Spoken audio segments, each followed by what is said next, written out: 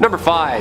Nephilim. This one I can get behind for sure. How the pyramids were built still baffles me, and reading all about these things at least makes my brain relax for a second. The giants, the talls, the long neck people, the Nephilim. Again, never been a Bible guy myself, so no judgment if you say all this happened, but I'm just catching up on all this stuff. But in short, the Nephilim were like the offspring of angels and human women, according to Genesis 6:1-4 and Jude. The Nephilim are also mentioned in Numbers 13:33, but it is likely that by this time in Israel's history, Nephilim was used as a term for a tall, intimidating peoples. It's plausible that the Nephilim were both half angels and half giants, making them absolutely huge and absolutely super strong. The Nephilim were the children of the sons of gods and daughters of men, and Christian scholars have theorized that the sons of gods were actually these demonic fallen angels who reproduced with women. Being the offspring of partial angelic heredity, the Nephilim were considered mighty men who are of old the men of renown. The ancients. These people were huge, claiming that they were like 5 times the size of an average man. In the Hebrew Bible, a group of mysterious beings or people of unusually large size and length who lived both before and after the flood were called Nephilimus, sometimes translated to giants. Even the fallen ones, from the Hebrew Nephil, meaning to fall. Seems like these people were writing about similar stuff, huh? Spooky. Number 4. 200 million horsemen. This next one is not really a creature as much as it's the end of a lot of all of us. All this Armageddon stuff they were saying, that's some pretty strange stuff that's on its way. Book of Revelation stuff, you know? Quote, "I saw as God wanted to show me the horses and the men on them. The men had pieces of iron on their chests. These were red like fire and blue like the sky and yellow like sulfur. The heads of the horses looked like the heads of lions. Fire and smoke and sulfur came out of their mouths. 1/3 part of all man was killed by the fire and smoke and sulfur that came out of their mouths." Word for word. Horsemen or ancient biblical technology? This sounds horrifying. Also, 200 million? That's a lot of flying flaming horses just trucking around the skies and sands like giant tanks, firing fire out of their mouths and nose. As I looked, behold, a stormy wind came out of the north, and a great cloud with brightness around it, and fire flashing forth continually, and in the midst of the fire, as it were gleaming metal. And from the midst of all this came likeness of 4 living creatures, and this was their appearance. They had a human likeness. Okay. You put a Baja hoodie on me at a Dave Matthews concert and hear me saying all that stuff, you probably just think I'm some sci-fi stoner. Nope. This is riveting material, folks. I need to read this thing front to back. Apparently this force was supposed to have taken out, or is going to take out, 1/3 of the entire world's population. I know like 3 things that can do that. Pandemics, missiles, and floods. However, if men and horses showed up with lion heads breathing fire, it's safe to say it's game over. Number 3 on this list is the Ohio Grassman. Now this is one that you haven't probably heard about before. Everyone's heard of Bigfoot and the legends surrounding that legendary creature, but the Grassman hardly ever gets talked about, and it should. Cryptid Wiki writes, "The Grassman is a tall bipedal hominid that stalks the woods of Ohio, hence the name Ohio Grassman. It is reportedly very similar to Bigfoot. It seems to be much more aggressive than any other Sasquatch species though. The Grassman gets its name from the small, hut-like living structures or nests it builds out of tall grass. The first prominent sighting of the Grassman occurred in the small village of Minerva, Ohio in August 1978 when the grandchildren of Minerva residents Evelyn and Hal Clayton, along with their friends, ran inside screaming about a hairy monster they saw in the gravel pit outside. When the couple went out to investigate, they saw what the children were crying about. It was covered in dark matted hair, sitting in the pit and fiddling with discarded trash. It was estimated to be about 300 pounds. This isn't the only time that people have run into this massive cryptid. There are stories where people are out walking their dogs in the woods and this creature attacks. Lots of those stories have ended up with the dog not being able to walk away from the situation. No one knows if this creature is real or not. It could just be a massive bear that people have mistakenly took as something else, but by the way it operates, it's incredibly aggressive, and the way it makes its home into a hut-like structure, like, these are all unique qualities that I don't think would apply to a bear. It makes me think that it isn't that or something else, but that whatever killed these dogs, whatever scared these people, I mean, it could be the Grassman. Lucky for most of us, it seems to only reside in Ohio, so if you don't live in Ohio, then you should be fine, but if you do, then definitely watch the heck out. Number 2 on this list is the Big Muddy Monster. The name, the Big Muddy money monster doesn't really strike a whole lot of fear into those that hear it, but it definitely should. Atlas Obscura says Murfreesboro, Illinois has repeated sightings of the big money monster. Many believe it may be related to the Creve Coeur monster sighted near the St. Louis suburb. This is an animal often linked to Sasquatch in size and appearance, but with a distinct skunky smell. Those who believe the two cryptids are the same surmise that the animal swam down the Big Money River in Murfreesboro to the Mississippi River and thence north to the Missouri River, by which it swam to a bend in the river near Creve Coeur. This is a big legend in Illinois, guys. One of the biggest urban legends, actually. It's part of the Murfreesboro culture at this point and something that the locals all know and fear. 1973 was when it was at its height, and its reign of terror cast a dark shadow over the town. Since then, the sightings have become fewer and more unlikely, but people still believe it to be around and lurking here. Be very careful of this beast if you ever are in Illinois. And finally, number 1 on this list is the Oklahoma Octopus. So obviously the octopus is a real creature, one that I actually think is pretty cool. They get significantly less cool though when they start killing people. There's a legend of an octopus in Oklahoma that does exactly that. Lake Thunderbird, Lake Tenkiller, and Oologah Lake are apparently the home of this killer octopus, and swimmers in this area have all suffered its wrath at one point or another. For whatever reason, these lakes have an incredibly high mortality rate among swimmers. Like way higher than any other bodies of water around the area. These lakes aren't particularly dangerous in any way either.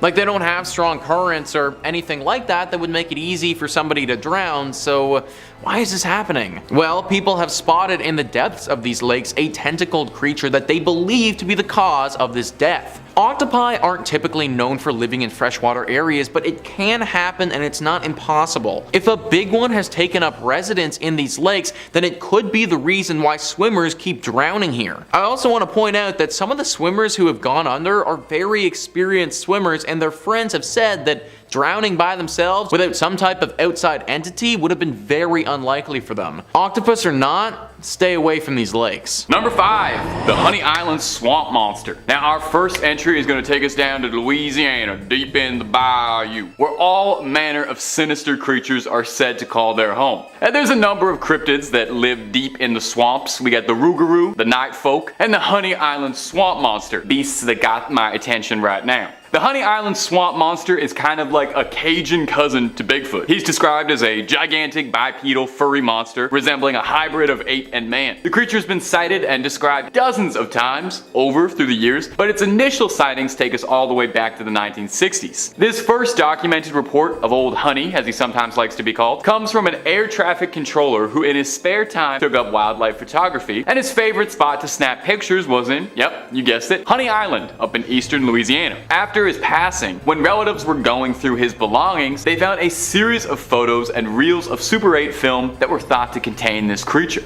Now he claimed that in his time photographing Honey Island Swamp, he had discovered trails of footprints of these giant feet that showed only 4 toes, and near these untraceable mystery prints were the bodies of boars who had been ravaged beyond recognition. Now normally I would just say that's probably just the night folk doing what night folk do best, but this definitely sounds like the work of a vicious cryptid. Now interestingly, there are some cryptozoologists out there who cast a little doubt on the Honey Island Swamp Monster. Not that they don't think he's real, mind you, but that they think he's a different cryptid called the Rougarou, which I mentioned all the way back 30 seconds ago if you remember that. Another Cajun cryptid that I love so much I couldn't resist sneaking it into this video like he didn't want to pay for a ticket. It's top 6 scary cryptids now. Can't stop me when I'm filming, I make the rules. The Rougarou is described to be similar to a werewolf. It's a giant wolf man who lives in the swamps, but he hunts those who disobey the rules of Lent, which is surprisingly a lot more pious than most werewolves are. Could both of these creatures be out there in the swamps having a little monster mash out there? And if you're looking for way more cryptid content, we have got loads of that on Top 5 Scary and then some. Cryptid's not your jam? We got conspiracies, UFO sightings, stories too good to be true, and stories too true to be good. Click through, stay screaming, stay subscribed, but stay watching this video because we worked hard on it, okay? Moving on. Number 4, Ogo Pogo. One of the most common types of cryptid is the lake monster. There's of course Nessie, the Loch Ness monster, Champ, the lake monster from Lake Champlain, and Ishi, the Japanese lake monster. But for my pick, I'm going to be talking about the legendary creature who is said to reside in the depth of the Lake Okanagan in the Canadian province of British Columbia. It is known as the Ogo Pogo. This creature is closely tied with native myths, which told of a creature that they called Na'atik, which translated to the water god or water demon. They believed that the creature demanded a sacrifice in exchange for safe passage across the lake. Because of this, the First Nations of the area would sacrifice small animals before entering the water. Stories tell of a visiting chief who refused to offer up a sacrifice as he did not believe in the creature, and as a result, when he and his family tried to cross the lake in their canoe, the creature used his long tail to whip up the surface of the lake and suck the canoe and its occupants down to the bottom of the lake. Ogo Pogo is often described as being a serpent-like creature, about 50 feet in length, with smooth, dark skin, who moves through the water at incredible speeds by coiling its body in vertical undulations and propelling itself forward with its powerful tail. Every year, there are reports from people claiming to see Ogo Pogo traveling across the Okanagan, with the usual grainy footage and blurry photos being given as proof of the creature's existence. In the 1980s, a cash reward was offered by a local tourism agency if anyone could prove the beast was real. After harsh words from Greenpeace, they were forced to clarify that the proof must be videotaped, and that if found, the monster was not to be captured. The Ogo Pogo is officially listed as an endangered species and is therefore protected from hunters. In one of the creature's most famous sightings, he was seen by 50 tourists who watched the Ogo Pogo for 45 minutes from the shore of a local beach, with one tourist being able to capture 10 seconds of 8mm film featuring the monster. Skeptics say that the sightings of the creature are usually groups of otters that are mistaken for one long creature rather than the several animals swimming together in a row. But regardless of the origin of this cryptid, or whether he is real or not, the Ogo Pogo has become a beloved tourist draw for the area, with the city of Kelowna, BC even having a statue of the creature as both a nod to local legend and a place for tourists to take their photo with the mythical creature. Number 3 on this list is the Jag Lion. Now, in all honesty, this is more cool than it is terrifying, but I still wanted to include at least one relatively cool thing on the list. Also too, if you did run into this thing in the wild, then I can promise you it would be very scary. So, I think it still qualifies. Platypus says a Jag Lion hybrid is a cross between a male jaguar and a female lion. The result is an animal with characteristics of both parent species, although it's usually more similar to the lion in appearance. Jag Lions are not currently found in the wild, but several have been born in captivity. The Jag Lion was first created in 2006 when a male jaguar named Elvis was bred with a female lion named Lola at the exceptional animal park located in Phoenix, Arizona, USA. The two big cats mated successfully, and Lola gave birth to 6 healthy Jag Lion cubs. Since then, several other Jag Lions have been born in zoos around the world. These hybrids are not only interesting to look at, they also help scientists to learn more about the genetics of both lions and jaguars. So, like I said, this thing is really cool, but could also be very scary depending on where and how you run into it. In the zoo, where there's a large protective piece of glass between the two of you, not very scary at all. Totally cool. In the jungle, where there is no protective glass and this creature is very hungry, not cool, very scary. Good thing that there really isn't any of these creatures at the wild at the moment, so running into one outside of captivity would be very, very hard, but you never know. Number 2 on this list is the Wolfin, breeding one of the most intelligent creatures with one of the deadliest. Sounds like a great idea.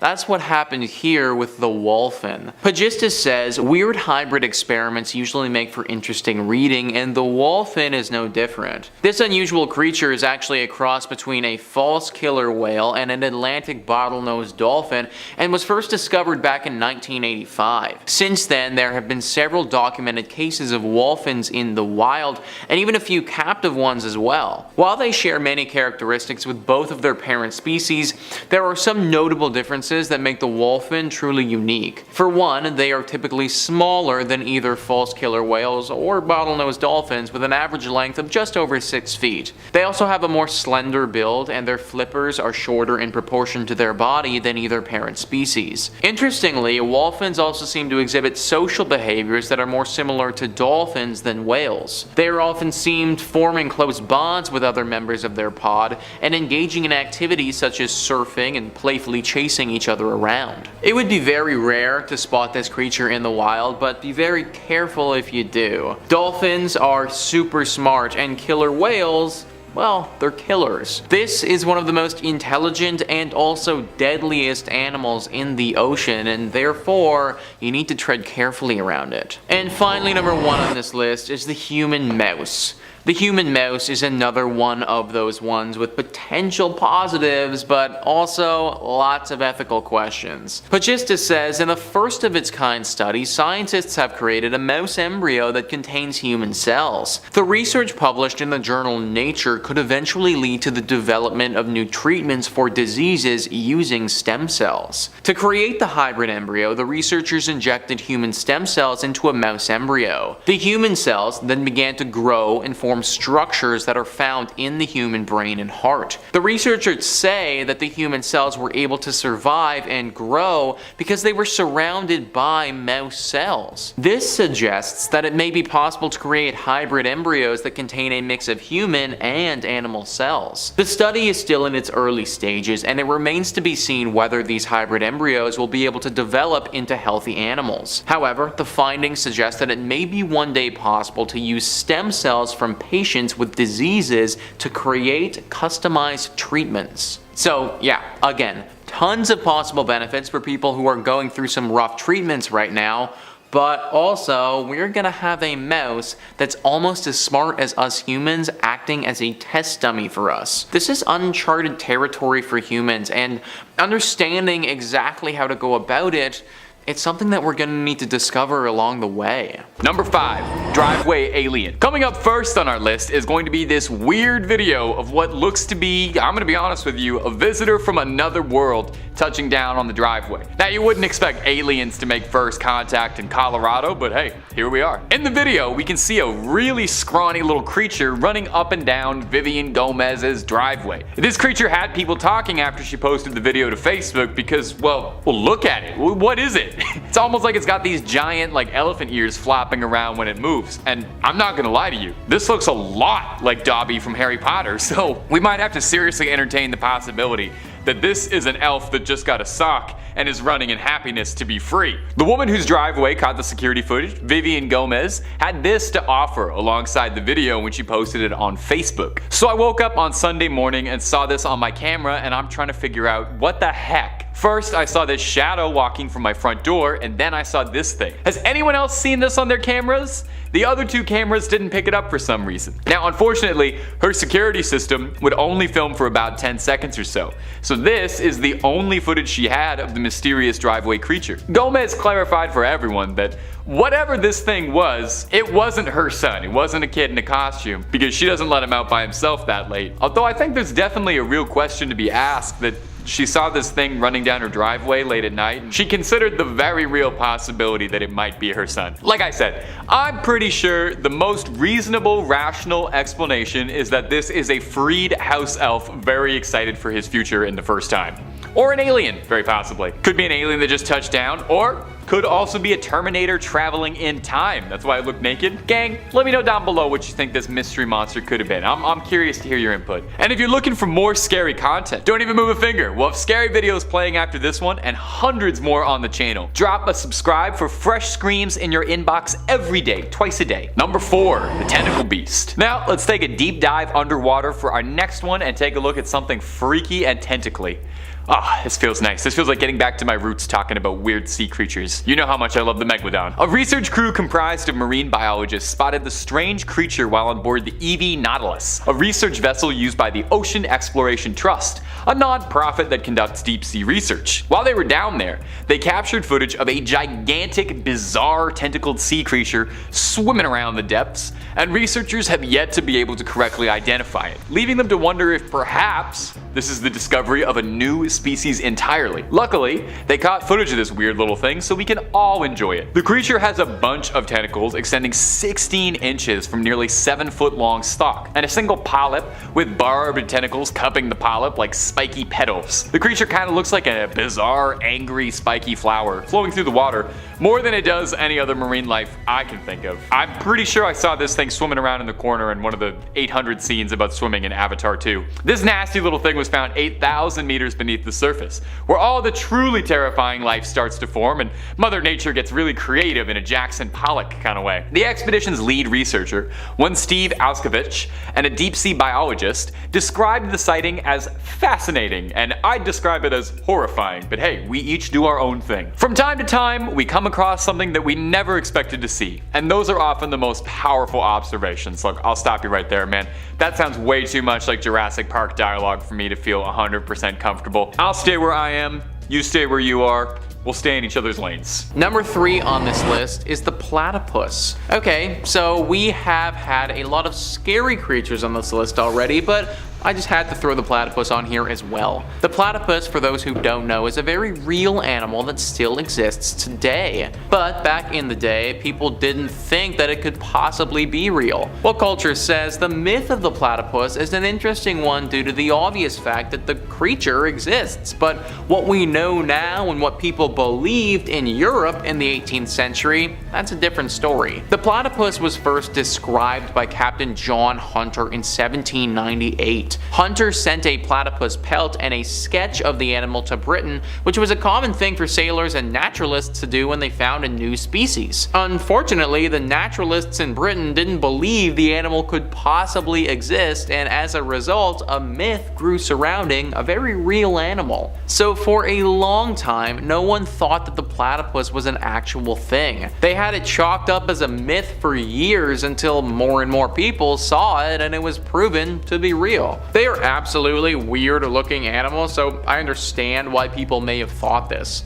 Like, let's face it guys, there really isn't a whole lot of animals out there that look like a platypus. Anyways, for quite a while this was thought of in the same vein as dragons or other mythical creatures. Number 2 on this list is Immugi. This was actually a mythical creature that I wasn't familiar with until researching this video. Immugi are Korean dragons which resemble all forms of Chinese dragons. They are often depicted as long, snake-like reptiles with 4 legs.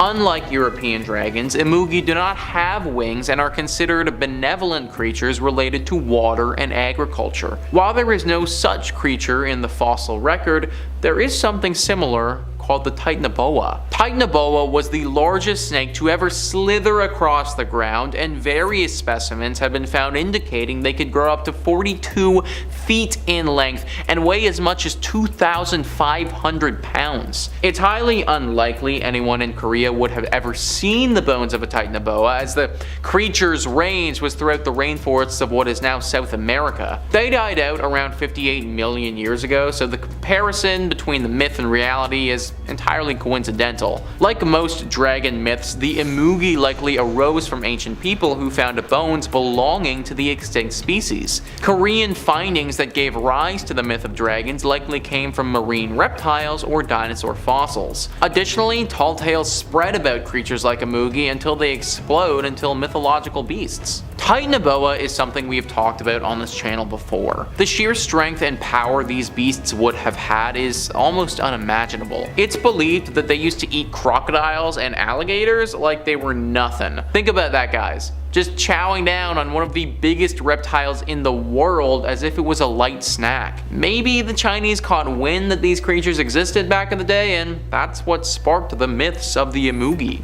Number 1 on this list is the Roc. I love eagles and birds of prey. I think that they are super cool, but this is a bit too much. The roc is an enormous bird of prey found in mythology originating in the Middle East. The giant bird was popularized in various fairy tales and folklore from the region, and there's a roc in 1001 Nights, as well as many other popular stories. Marco Polo recounted his identification of a roc in the 13th century. It was for all the world like an eagle, but one indeed of enormous size, so big in fact that its quills were 12 paces long and thick in proportion. And it is so strong that it will seize an elephant in its talons and carry him high into the air and drop him so that he is smashed to pieces, having so killed him. The bird swoops down on him and eats him at leisure. The roc, as it has been described, didn't likely exist, but there are analogs in the fossil records which could easily have given birth to the myth. One such creature was the elephant bird of Madagascar,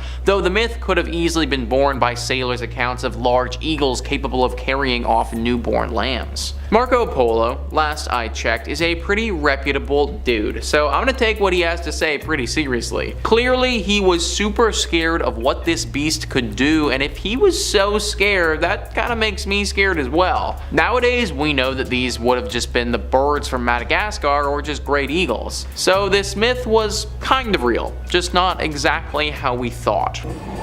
Number 5 on this list is the Michigan Dogman.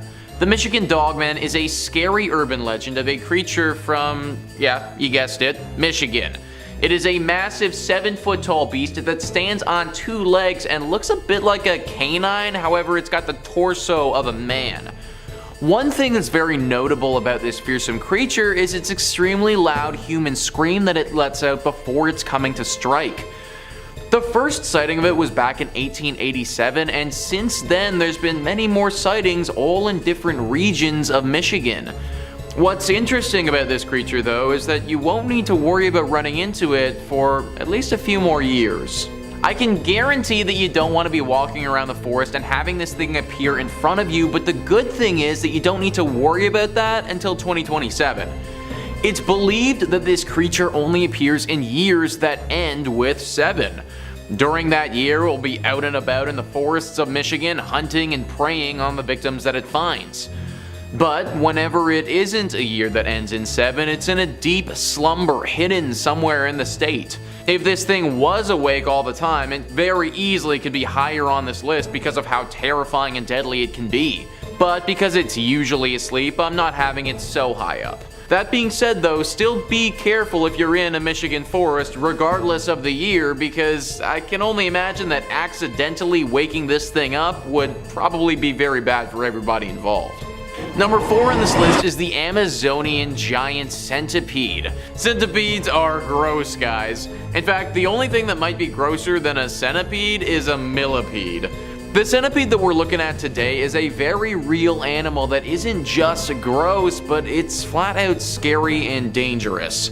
World Atlas says the Peruvian giant yellow-legged centipede, or the Amazonian giant centipede, is one of the largest centipede species in the world. The creature's about 30 centimeters long and preys on a large variety of animals. Interestingly, the centipede's diet is based not only on other invertebrates, but it can also overpower and kill creatures larger than it in size like lizards, snakes, frogs, mice, bats, and sparrow-sized birds. The centipede's primary weapons for killing prey are a pair of modified legs. The centipede uses these legs to penetrate the body of the victim and inject a highly toxic venom into their bloodstream. The killer creature can even climb the ceilings of caves where they can hold and manipulate their prey like bats with only a few legs attached to the ceiling. A 4-year-old human child was reported to have been killed by the centipede venoms before. So not only can this scary arthropod kill people with its venom, but it's super difficult to fight. That's because it's extremely fast, guys. Having 100 legs means that you can move pretty quickly, and this thing definitely does. It can move up to 3 feet per second, which is really fast considering its size. Also, the nature of its body means that it can crawl into super small crevices that you might not see. The child who died from its venom actually happened to run into this thing in an empty soda can. The kid picked up the can not realizing what was inside, and then the centipede struck. Running into this thing in the forest, or honestly anywhere, would be really horrible.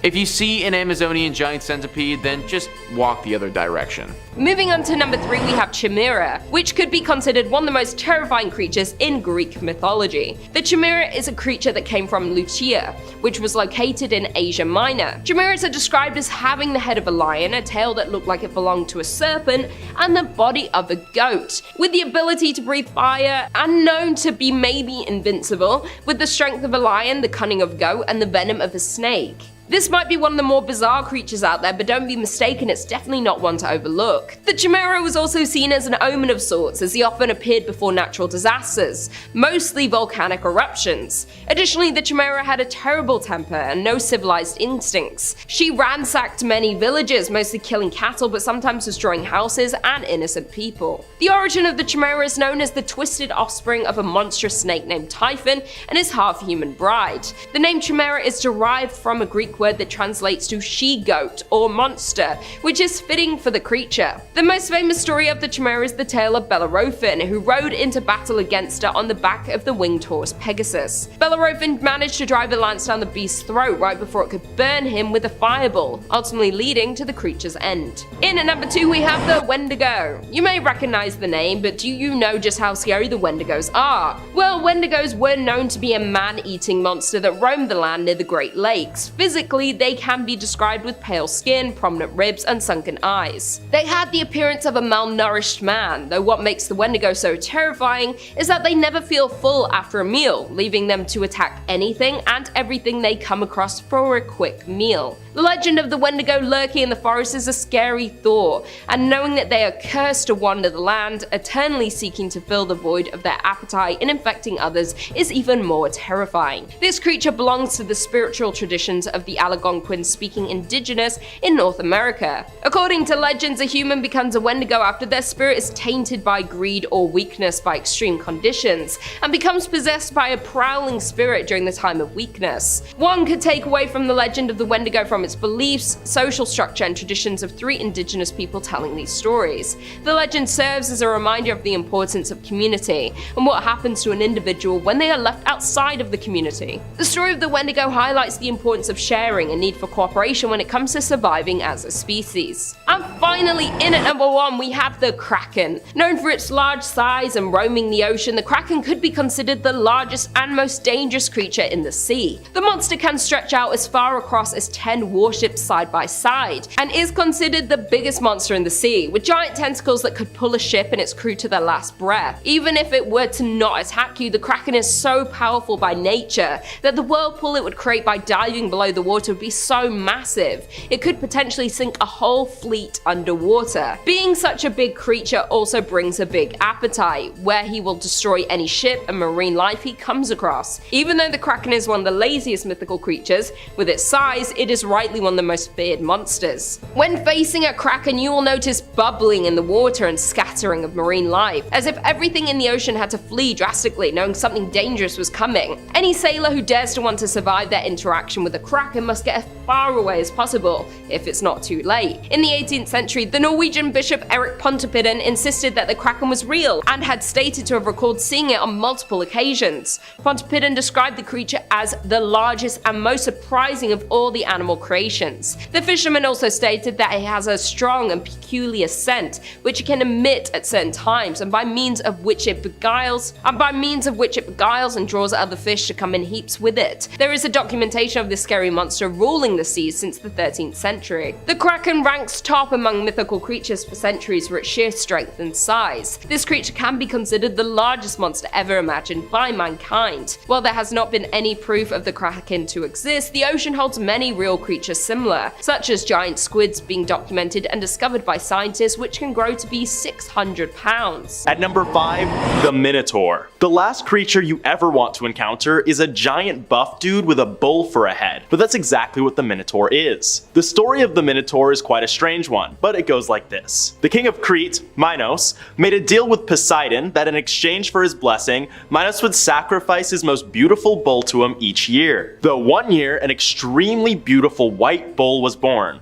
So beautiful, in fact, that Minos vowed to keep it. Instead of sacrificing this white bull to Poseidon as he was supposed to, he kept it, and instead sacrificed his second most beautiful bull to the god of the sea. Of course, Poseidon was aware of this deception made by the king and decided to punishment. The punishment in question? He cursed Minos' wife, Pasiphae, to fall in love with the beautiful white bull. And when I say love, I mean love. Pasiphae was so in love with the bull, in fact, that she went to Daedalus, a renowned architect and craftsman, and asked him to craft a wooden cow for her so that she could hide within it and, well, do the deed with the beautiful bull. This led to her pregnancy and eventual birth of her bull-headed son. Pretty messed up on Poseidon's part to curse her like that, but hey, the gods were known for their vengeful nature, and Poseidon was no exception. Pasiphae cared for the Minotaur as if she would any other child, but Minos, ashamed of how the child came to be, enlisted the help of the legendary artificer Daedalus to create a prison to hide the Minotaur. This prison is the famous maze known as the Labyrinth, a near inescapable maze filled with confusing corridors, staircases, and familiar turns that'll have even the most skilled navigators lost. Considering the Minotaur's hunger for flesh, the labyrinth was used as a form of punishment by King Minos,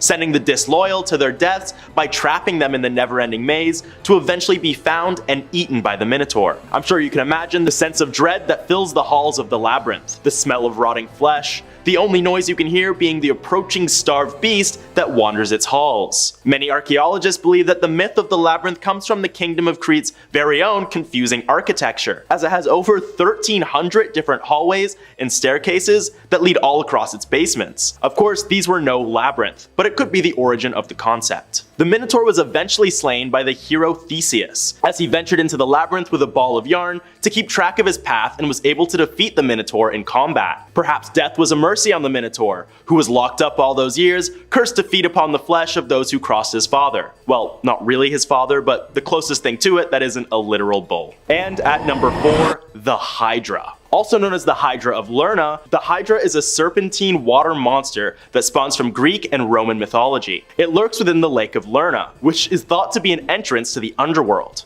So right off the bat, you know this thing means business. The Hydra is the offspring of Typhony and Echidna, two other serpent-like monsters of great power and significance in Greek myth. But the Hydra is a cut above the rest. The Hydra famously has several heads. Most typically, it's depicted with 50 that regenerate whenever they cut off. In certain myths, the Hydra is known to regenerate 2 heads for every head that gets taken off, meaning slaying it is a truly impossible feat. But if it isn't the 50 hungry heads that gets you, you'll certainly have trouble fending off against its poisonous breath. That is so toxic, just a whiff of it could kill you. The Hydra is quite famously featured in Percy Jackson. In the movie and book, the dragon of the lake steps out of the water and attacks Percy at a museum. Because, of course, it isn't even limited to the confines of its home. In Greek myth, the only one known to slay the Hydra of Lerna was Hercules, as he had to for the second of his 12 labors, a punishment given to him after killing his own wife and their youngsters. Hercules, like many before him, attempted to kill the Hydra by cutting off its heads,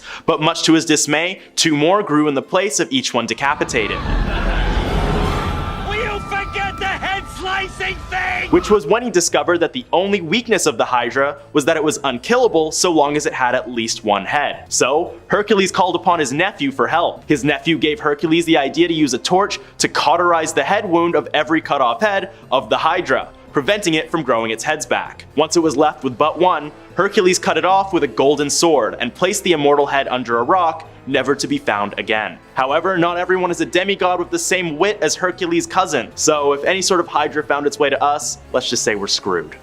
Number 3 on this list is the Kraken. We have one of the most famous folklore creatures here, guys, that as we know now, turned out to be real. The Kraken was especially big in Norse culture. All of those people up there in the Nordic regions feared this wicked beast, as it was said to be able to pull down entire ships with hundreds of men on board. Instances where exactly that happened did actually transpire. Ships with tons of people on them that were literally made for battle would be out on the water, and then boom, Kraken attack and they're toasted. Except it wasn't really the Kraken now, was it? The Kraken looks very similar to an actual animal that we have in our world that is also super deadly and really strong. The giant squid. Giant squids, in case you couldn't tell from the name, are giant, or pretty big. They are so big actually, they would have had the capability to take down an old ship like this. In fact, we've even seen these beasts do some serious damage to submarines, and they're made of metal. They easily could have sunk a wooden boat from hundreds or thousands of years ago. And if you were a sailor on said wooden boat and you saw this massive creature with several tentacles sucking you to the bottom of the ocean, then you would probably exaggerate what happened as well too.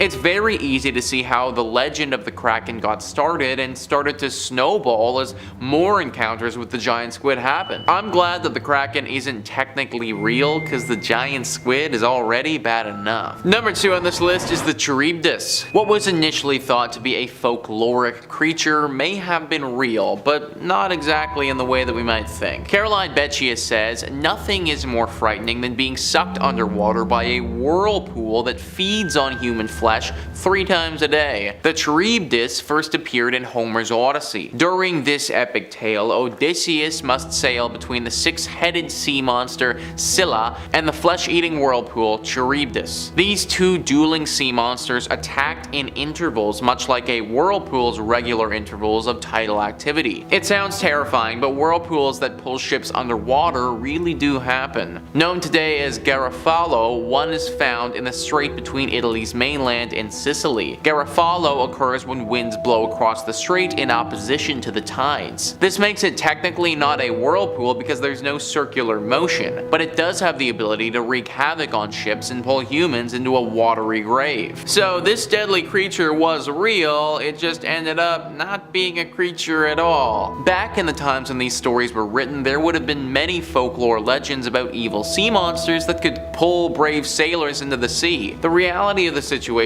is though that the ships we had back then kinda sucked, and it was a lot easier for the weather and other conditions to sink the ships. That's why there were so many legends of monsters coming from the ocean for so long. Finally, number 1 on this list is the Incubus Demon. This demon is an evil demon who is thought to sneak into your home and have sexual relations with you as you're sleeping. This creature is real in a sense. It just so happens that it's actually in our minds. During the witch hunt craze of the 16th and 17th century, people had some really messed up ideas on how human reproduction occurred. One way was for a demon to steal a man's seed and impregnate a helpless woman during her sleep. The monster that stole the precious sperm was called a succubus, and the monster that implanted the sperm was called an incubus. The incubus would sit on top of your chest while you slept, making it impossible for you to move if you woke. Sort of like being assaulted by a possessed sexomniac. But before you condemn medieval people as crazed horn dogs trying to attack innocent women, there is a scientific basis for believing in such monsters. The condition is called sleep paralysis. During sleep paralysis, you are fully awake but cannot move or cry for help. It feels like you've had a stroke, but although it's terrifying, sleep paralysis is harmless. Most sleep experts attribute it to being caught between REM, rapid eye movement, and NREM,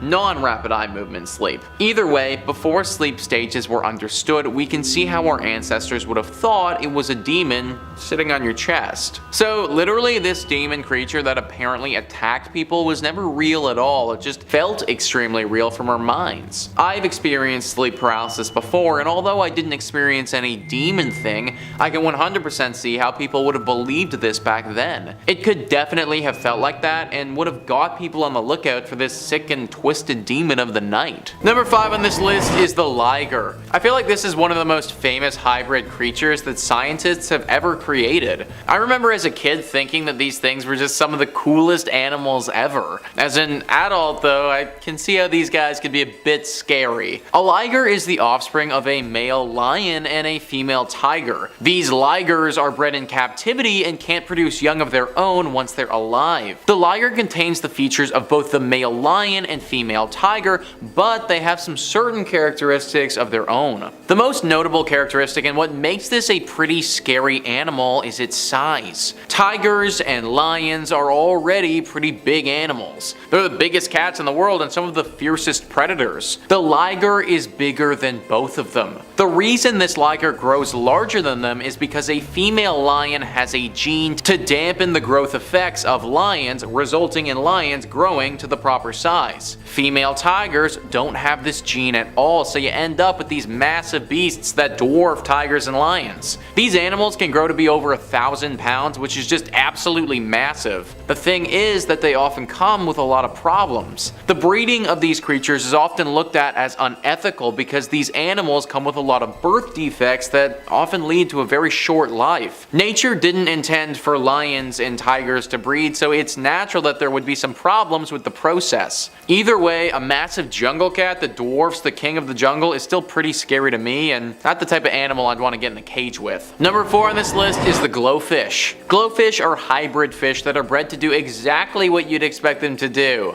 Glow. Scientists in Singapore were looking for a way to make the fish glow. This wasn't just because it could look cool or maybe even scary, this was because the water pollution levels were getting bad and they wanted a way to be able to see the fish in polluted and muddied waters. So rather than clean the water and stop polluting it, they decided to try to make the fish glow. They took some genes from jellyfish that make the jellyfish glow and then basically added these to the fish. And sure enough, it worked. They now have several different kinds of glow-in-the-dark fish that you can even buy as a pet. In fact, they've become rather popular and I will admit they are pretty cool. I think the little fish that we've worked on so far aren't as terrifying as some of the other creatures here, but when I was first reading about this, I was thinking about some other creatures that this could happen to, like a shark or a giant squid.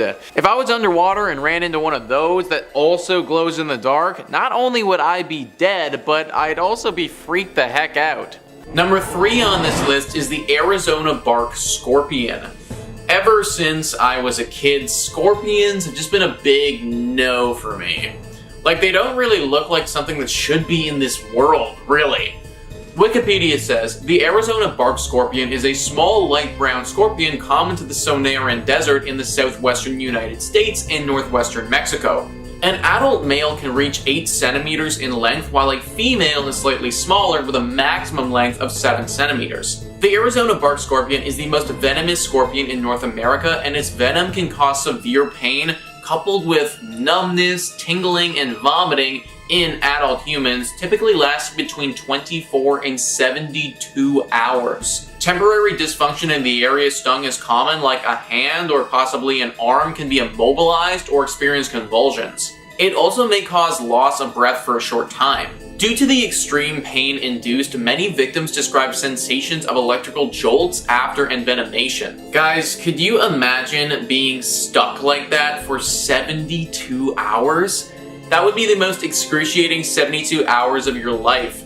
Think about how badly you'd want to just fast forward life and get through that. And that's if you manage to survive the whole experience, which some people aren't even capable of doing. Number 2 on this list is the inland taipan. This thing is a born-bred killer and not what you want to come across in the desert. Wikipedia says, the inland taipan, also commonly known as the western taipan, the small-scaled snake or the fierce snake, the species is endemic to semi-arid regions of Central East Australia. Aboriginal Australians living in those regions named the snake Dendrobilia. It was first described by Frederick McCoy in 1879 and then by William John Maclay in 1882, but for the next 90 years it was a mystery to the scientific community. No further specimens were found and virtually nothing was added to the knowledge of this species until its rediscovery in 1972. Based on the median lethal dose value in mice, the venom of the inland taipan is by far the most toxic of any snake, much more so than even that of sea snakes, and it has the most toxic venom of any reptile when tested on human heart cell culture. The inland taipan is a specialist hunter of mammals, so its venom is specially adapted to kill warm-blooded species. It is estimated that one bite possesses enough lethality to kill at least 100 fully grown humans. It is an extremely fast and agile snake that can strike instantly with extreme accuracy, often striking multiple times in the same attack, and it will poison in almost every case. One bite kills over 100 adult humans. Are you actually kidding me? Think about how insane that is. Like, literally a milliliter of this stuff gets into your blood and that's it, game over. Body enters complete shutdown mode.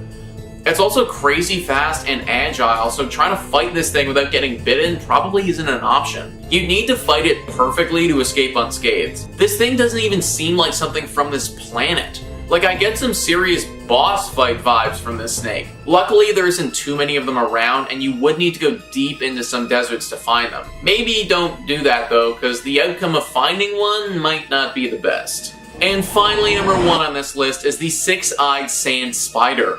So already this thing has a leg up on the competition because it has 6 eyes, and that's pretty freaking scary. Animal Corner says the six-eyed sand spider is a medium-sized spider found in deserts and other sandy places in southern Africa. It is a member of the Cicaridae family, and close relatives of this spider are sometimes found in both Africa and in South America. Its nearest relatives are the recluse spiders, which are found worldwide. The six-eyed sand spider is also known as the six-eyed crab spider due to its flattened stance and ladder-grade legs. The venom of this spider's bite is said to be one of the most dangerous on record. Over 38,000 species of six-eyed sand spiders have been identified. However, because of their great ability for hiding, it's believed that about 200,000 species exist. So there are tons of these things, and they also have the deadliest venom.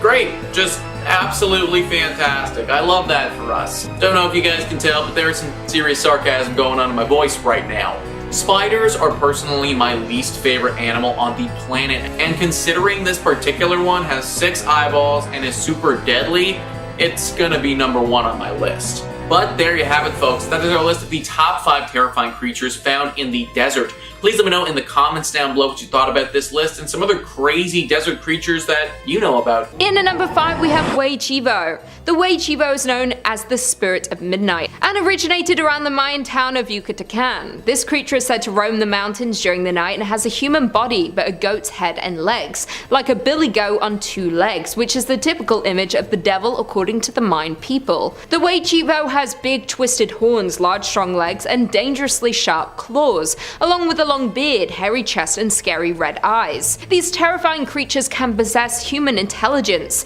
has a massive amount of strength, and can move extremely quick. The Waybo is said to have dreadful moans, thunderous laughter, insults its prey, and quenches its thirst with goat's blood. It is extremely evil, hates the light, and worships darkness. Their mission is to punish men for their sins, and if anyone speaks his name or reports his misdeeds, they will burn in the mouths of their victims so they can never utter his name again. The Waybo also loves to devour humans, especially children.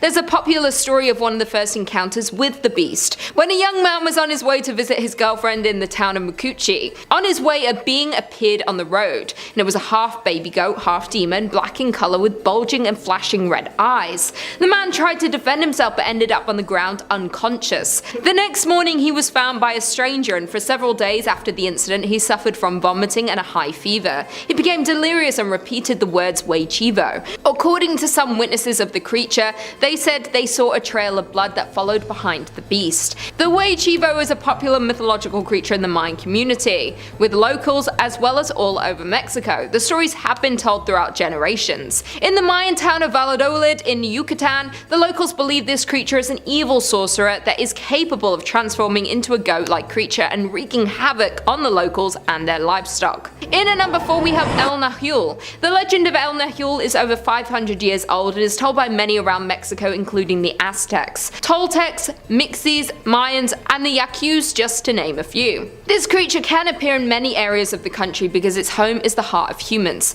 The El Nihil is half human and half beast and is a sorcerer that transforms at night into an animal, often a black dog or a jaguar. It eats cattle and children's blood, but it thrives on people's fears, desires, and hatred. It has glowing red eyes and emits fear in its victims with its terrifying laughter and grunts. They have the power to metamorphose, hypnotize, bewitch, and can cause illness and death. In the Mexican worldview, the Nihils were believed to be protected by Tezcatlipoca, the Lord of the Night. Legend has it that this creature could shed its skin and become an earthly creature. Mayan and Spanish hunters claimed that during the night they had killed an animal, and at dawn the corpse had been transformed into a man. This made people of Mexico believe that these creatures were sorcerers with the ability to become half man and half animal. The word Nihil is of Nihiltal origin, which translates to what is my garment or skin. The El Nihils have the ability to choose choose their powers for good or evil, but tend to get more joy out of being evil and causing destructions. They stalk their prey during the night and are man-eating, mass murderers, thieves, and thrive on using their dark magic to overpower the weak. Number 3 on this list is SCP-169. SCP-169 is one of the SCPs on this list that has the potential to kill millions if it's so desired. The Foundation describes this creature as a marine arthropod of enormous size known as the Leviathan by generations of sailors and oral history. Presumed at first to be a myth, SCP-169 was detected by Mobile Task Force Gamma-6 during an investigation of paranormal activity around the archipelago. During Y6's investigation, a doctor whose name they don't reveal discovered the archipelago to have moved at least 3 kilometers from its original location. Though initially the doctor believed this motion to be due to unusually quick continental drift, a reconnaissance mission performed by the USS revealed the archipelago to be the protrusions of rock-like plates covering an enormous organic mass. The Foundation was brought in immediately to begin threat management. The Foundation goes on to say that they think this arthropod's size is somewhere between 2,000 to 8,000 kilometers long. The Foundation does not specify which archipelago they're talking about, but they do say that if this arthropod was to go deeper into the ocean or the earth, then all these islands would sink as well. The one positive thing about all of this is that the creature is thought to only breathe once every 3 months. This has led experts to believe that it's in a dormant state and it's not fully awake right now. If it did ever become fully awake and aware, then who knows what this creature is capable of doing. I live in Ontario, and the north to south distance of this province is 1,691 kilometers, meaning that this creature could be 2, 3, or even 4 times the size of Ontario. I doubt we'd ever be able to fully catch this beast based on how big it is, but some means of containment, I mean, that would definitely be nice. Number 2 on this list is SCP-3310. SCP-3310 is honestly not much to look at all. In fact, it's just a tree stump that's floating in a lake. But it's what that tree stump can cause that makes it so dangerous. The Foundation describes SCP-3310 as a 9-meter tall tree stump floating in Crater Lake. SCP-3310 is anomalously able to float upright with approximately 1.2 meters of the top remaining above the water at any given time. If removed from the water and returned, SCP-3310 will return to this position. SCP-3310 floats around Crater Lake as a result of non-anomalous weather patterns. The restriction of this movement causes 2 distinct and possibly linked anomalous phenomena referred to as SCP-33101 and SCP-33102. Previously, activation events were caused by the removal of SCP-3310 from Crater Lake, but recent activation events have occurred while SCP-3310 remained in Crater Lake. Both of these phenomena demanifest after the triggering cause for the manifestation is ended. Now, the first of these phenomena that the Foundation is referring to will cause a great fog to appear over the surrounding areas with torrential rainfalls. In some of the events that have happened, over 3 meters of water have rained down in a very short amount of time, causing massive flooding. The second phenomena has several unknown humanoid entities appear and flock to this tree stump. The entities change depending on the time this happens, and no one has any idea who or what they are. This is why this SCP needs to be stopped and captured. Floods aren't great, but we can deal with those. The entities and what they are capable of, though, is completely unknown to us. One time this happens, they may decide to attack us humans, and without any knowledge of their strength, we might not be able to stop them. For now, we can at least take comfort that we know where this SCP will be, but capturing and containing it should be at the forefront of the Foundation's mind.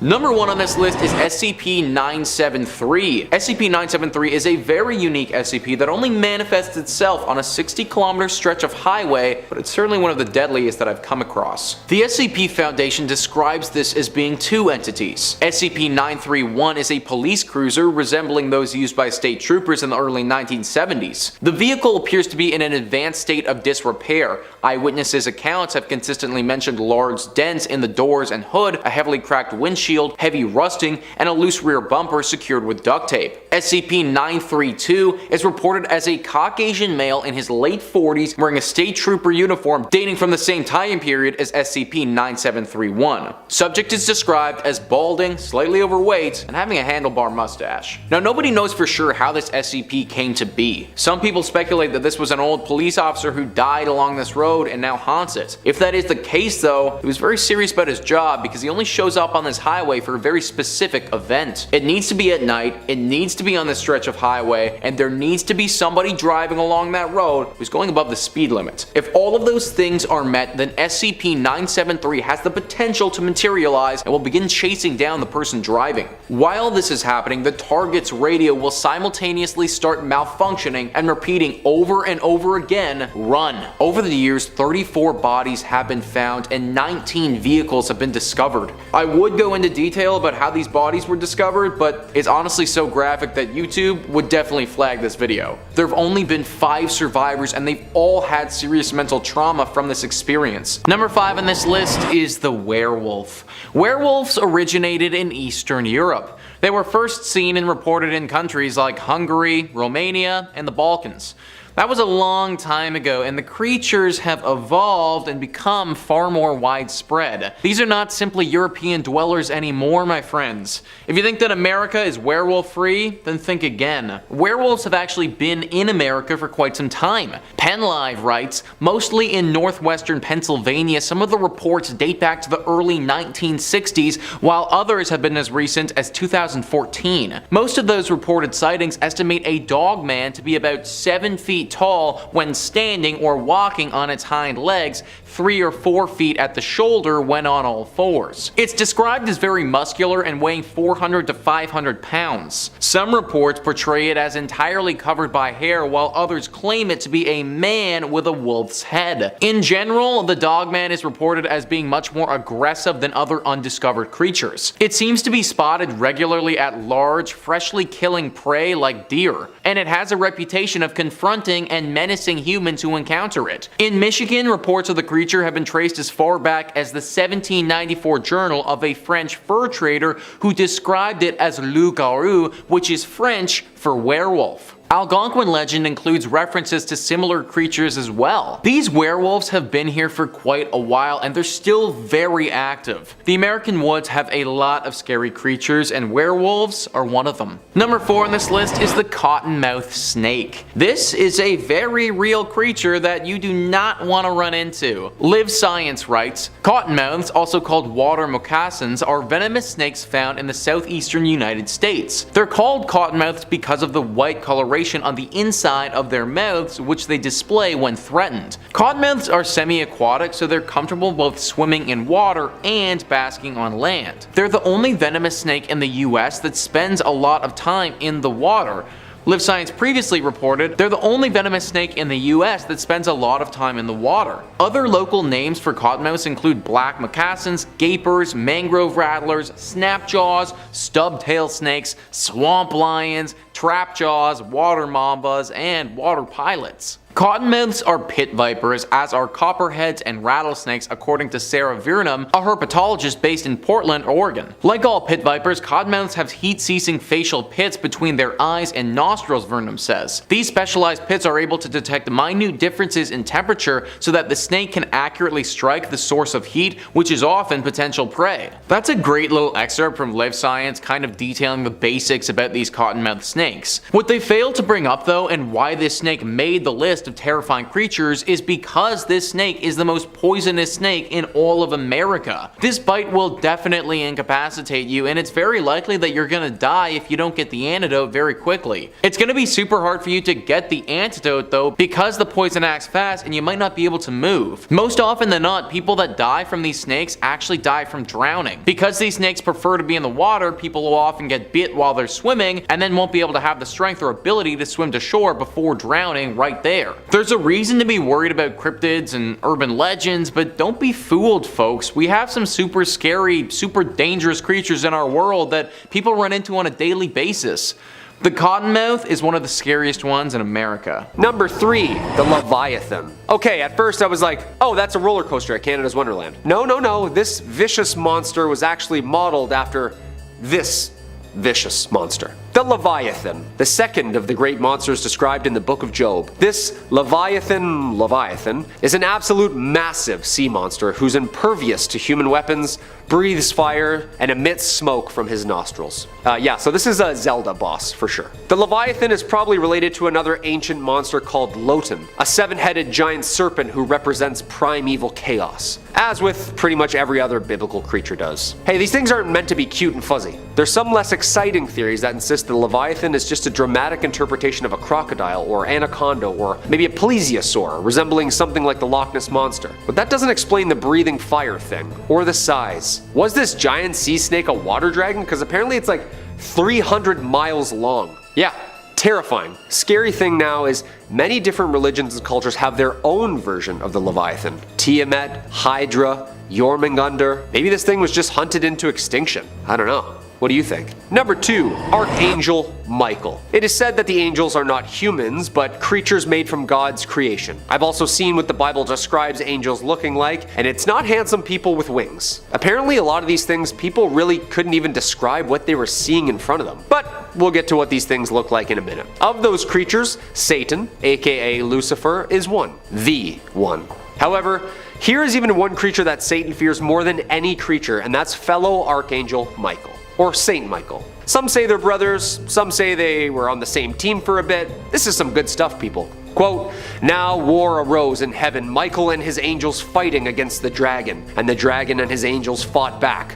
But he was defeated, and there was no longer any place for them in heaven. And the great dragon was thrown down, that ancient serpent who is called the devil and Satan, the deceiver of the whole world. He was thrown down to the earth, and his angels were thrown down with him." Revelation 12:7-9. Okay, so hold on. He and them are all down here with us? That's terrifying. Apparently Michael led that army that won, so whatever scares Satan scares the hell out of me as well. Also, all these pictures and statues of him and like window panes are all of him like wielding a giant sword made of light, just stepping on Satan's back as a hero. That's pretty intimidating, not gonna lie. And coming in at the number 1 spot, Ophanim. Okay, so what angels actually looked like apparently was like giant geometrical feathers with eyes and a consciousness. Some had horns, some had hooves, lots of golden metal colors. This next thing doesn't even make sense to my brain. I feel like this is an anthill trying to understand an iPhone. Quote, "As I looked at the living creatures, I saw a wheel on the ground beside each creature with its 4 faces. This was the appearance and structure of the wheels. They sparked like topaz, and all 4 looked alike. Each appeared to be made like a wheel, intersecting a wheel. As they moved, they would go in any one of the 4 directions the creatures were faced. The wheels did not change direction as the creatures went. Their rims were high and awesome, and all 4 rims were full of eyes all around." Ezekiel 1:15-18.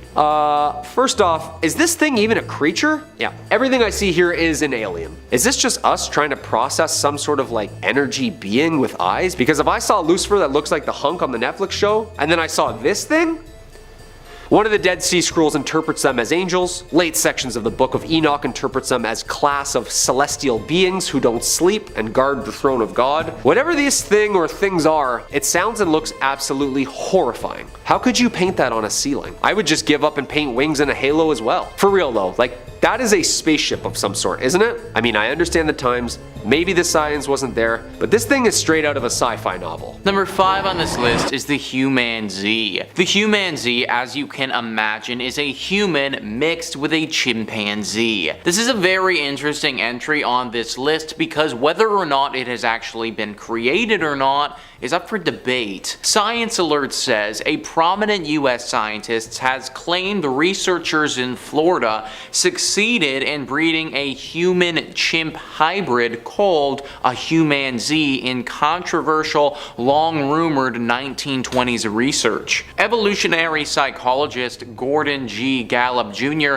who achieved renown for his pioneering mirror self-recognition experiments with animals in the 1970s, says a former university professor told him the hybrid creature was born at an animal research laboratory where he once worked. One of the most interesting cases involved an attempt which was made back in the 1920s in what was the first primate research center established in the US in Orange Park, Florida, Gallup told The Sun. They inseminated a female chimpanzee with human semen from an undisclosed donor and claimed not only that pregnancy occurred, but the pregnancy went full term and resulted in a live birth. There's little reason to think such an experiment successfully took place, and plenty plenty of reasons to believe it didn't, but having an otherwise respected researcher make such a statement is drawing attention to this old rumor once again. It's definitely interesting to see a highly respected scientist in the community come out and make these claims like this. That does tend to carry a decent amount of weight and at the very least deserves to be investigated a little bit. It was also rumored that a few years ago some people came forward requesting government approval to do an experiment like this, but it was denied. So there's definitely been rumblings about an experiment like this before, but no definitive proof that it's actually taken place. To be completely honest, I do believe that something like this has went down. I just think that it may have happened behind closed doors, and we may not be privy to it. Like, this totally seems like something that the government could be interested in, but wouldn't want the public to find out about. Maybe in some secret base in some very low population part of the world, there is a human Z running around getting experimented on. Number 4 on this list is the human pig. So as we are going to see from this one, there are a lot of possible benefits from this, but also a ton of moral and ethical questions that pop up. Pagistus says the first human pig hybrid embryo has been created in the lab, and it represents a major step forward in the field of regenerative medicine. This news comes from a team of researchers at the Salk Institute who were able to successfully grow human cells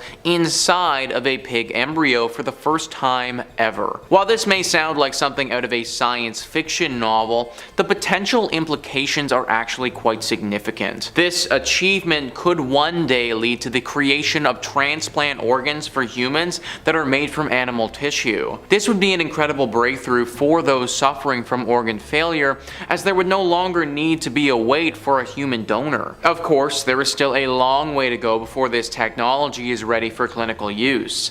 The next step will be to see if these hybrid embryos can develop into healthy adults. But even if that proves to be possible, it will be many years before we see anything like this being used in patients. So here is the thing with this. Yes, it would be awesome to be able to have a steady supply of usable organs to give to people who are suffering or need another one.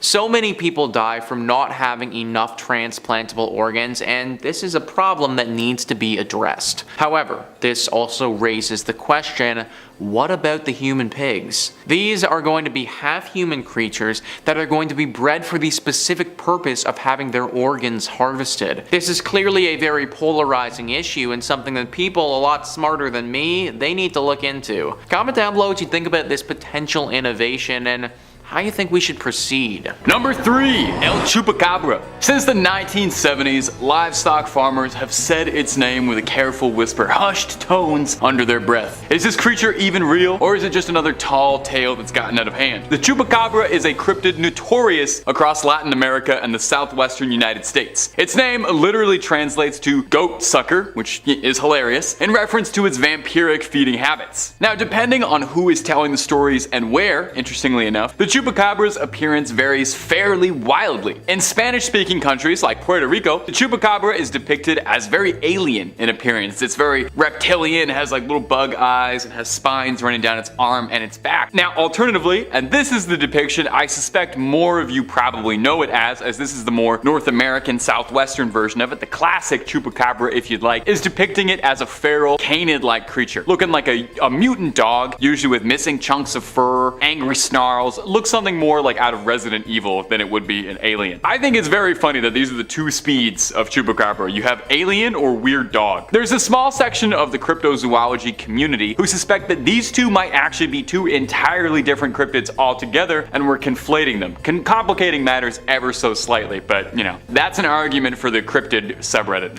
A lot of politics there, that's all I'll say. The first origins of the critter can be traced back to the 70s in Puerto Rico, when a string of mysterious, extremely violent livestock deaths were all happening around the country with no explanation for what had happened. These animals, primarily goats and sheep, would be found drained bone dry of their bodily fluids. That's why it's called the goat sucker. There are some experts who believe it's possible that the Chupacabra could be sightings of a thought extinct species called the thylacine, and that's probably not how you pronounce that. I could have looked it up. Known more formally to his friends as the Tasmanian tiger, it's a weird little critter that doesn't quite look like a cat, doesn't quite look like a dog, and is kind of somewhere in the middle. Very cute, but it's thought to be extinct, with its last remains being officially found in 2022. There are some skeptics and experts out there who wonder if perhaps this real-life mythical beast could be what people have seen when they see the chupacabra. So what do you think, my delightful little comment section? Is the fabled chupacabra really out there terrorizing the lives of goats? Or would you have to be a sucker to believe that? Oh, because he sucks goats. Yeah, that's what you gotta get down on the car ride home. Number 2, the Goatman of Maryland. Maryland is a beautiful state that a lot of important people over the years have called home. Frederick Douglass, Harriet Tubman, Babe Ruth, and if you believe the folklore, the Maryland Goatman. I've talked about the Maryland Goatman a few times on this channel, and I'm very likely to talk about him a few more times because he's a cryptid who just can't be bleat. Like beat, because he's a goat. Oh! I'll see myself out.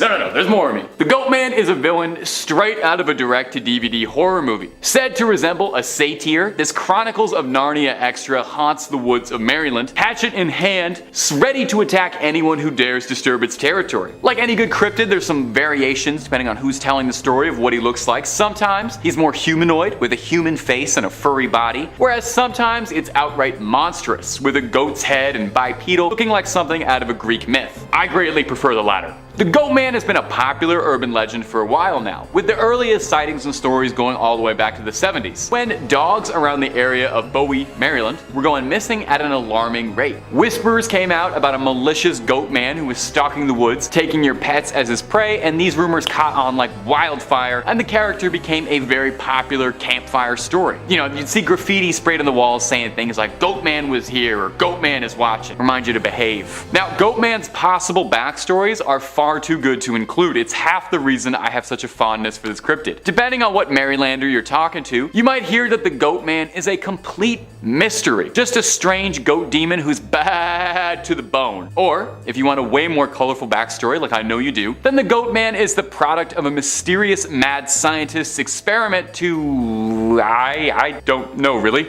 Do something with goats? Very possible this could be a Jeff Goldblum fly situation, somebody merged with a goat. Anyway, he escapes from the lab and he wreaks havoc on humanity and is said to mostly haunt Lover's Lane and go after teenagers in parked cars. I way prefer the backstory where he's a lab experiment and he's like a furry Jason Voorhees going after people smooching. Goatman, we absolutely love you. If you are watching, please feel free to reach out, DM Top 5 Scary. We would love to have you on the channel to do a collab. You can share your side of things. Number 1, Man Bear Pig.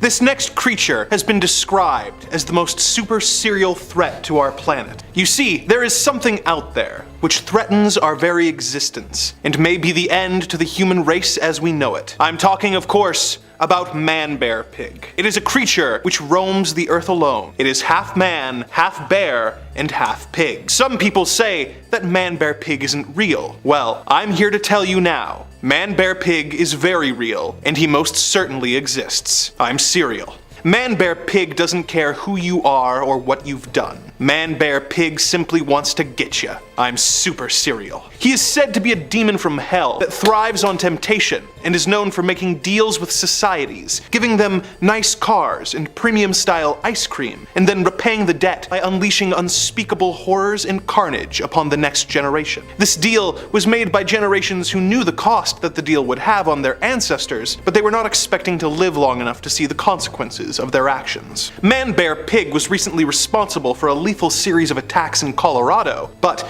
despite the brutality in front of them, many locals still refused to believe that such a creature could exist. There is a rumor that a new deal was offered by the demon, where the town could stave off annihilation if they could give up soy sauce and Red Dead Redemption 2. Of course, the town refused such an unfair offer, cause plain rice, ugh. They instead renegotiated the deal with Man Bear Pig so that he would simply return in 5 years and unleash his fury 1,000-fold. How long do we have before Man Bear Pig returns? And is there anything we can do to stop him? If only we had taken Al Gore more serial. Number 5 on this list is Moby Dick. Even if you haven't personally sat down and read the famous story of Captain Ahab and his hated rival, Moby Dick, I feel like everybody has at least heard of the story. Well, turns out it might not be completely fictional. What culture says, Moby Dick isn't a myth in the traditional sense of the word, as he's the bane of Captain Ahab's existence in his book by Herman Herman Melville. Still, the idea of a vengeful and vindictive whale has permeated the modern zeitgeist as the target of one's obsession,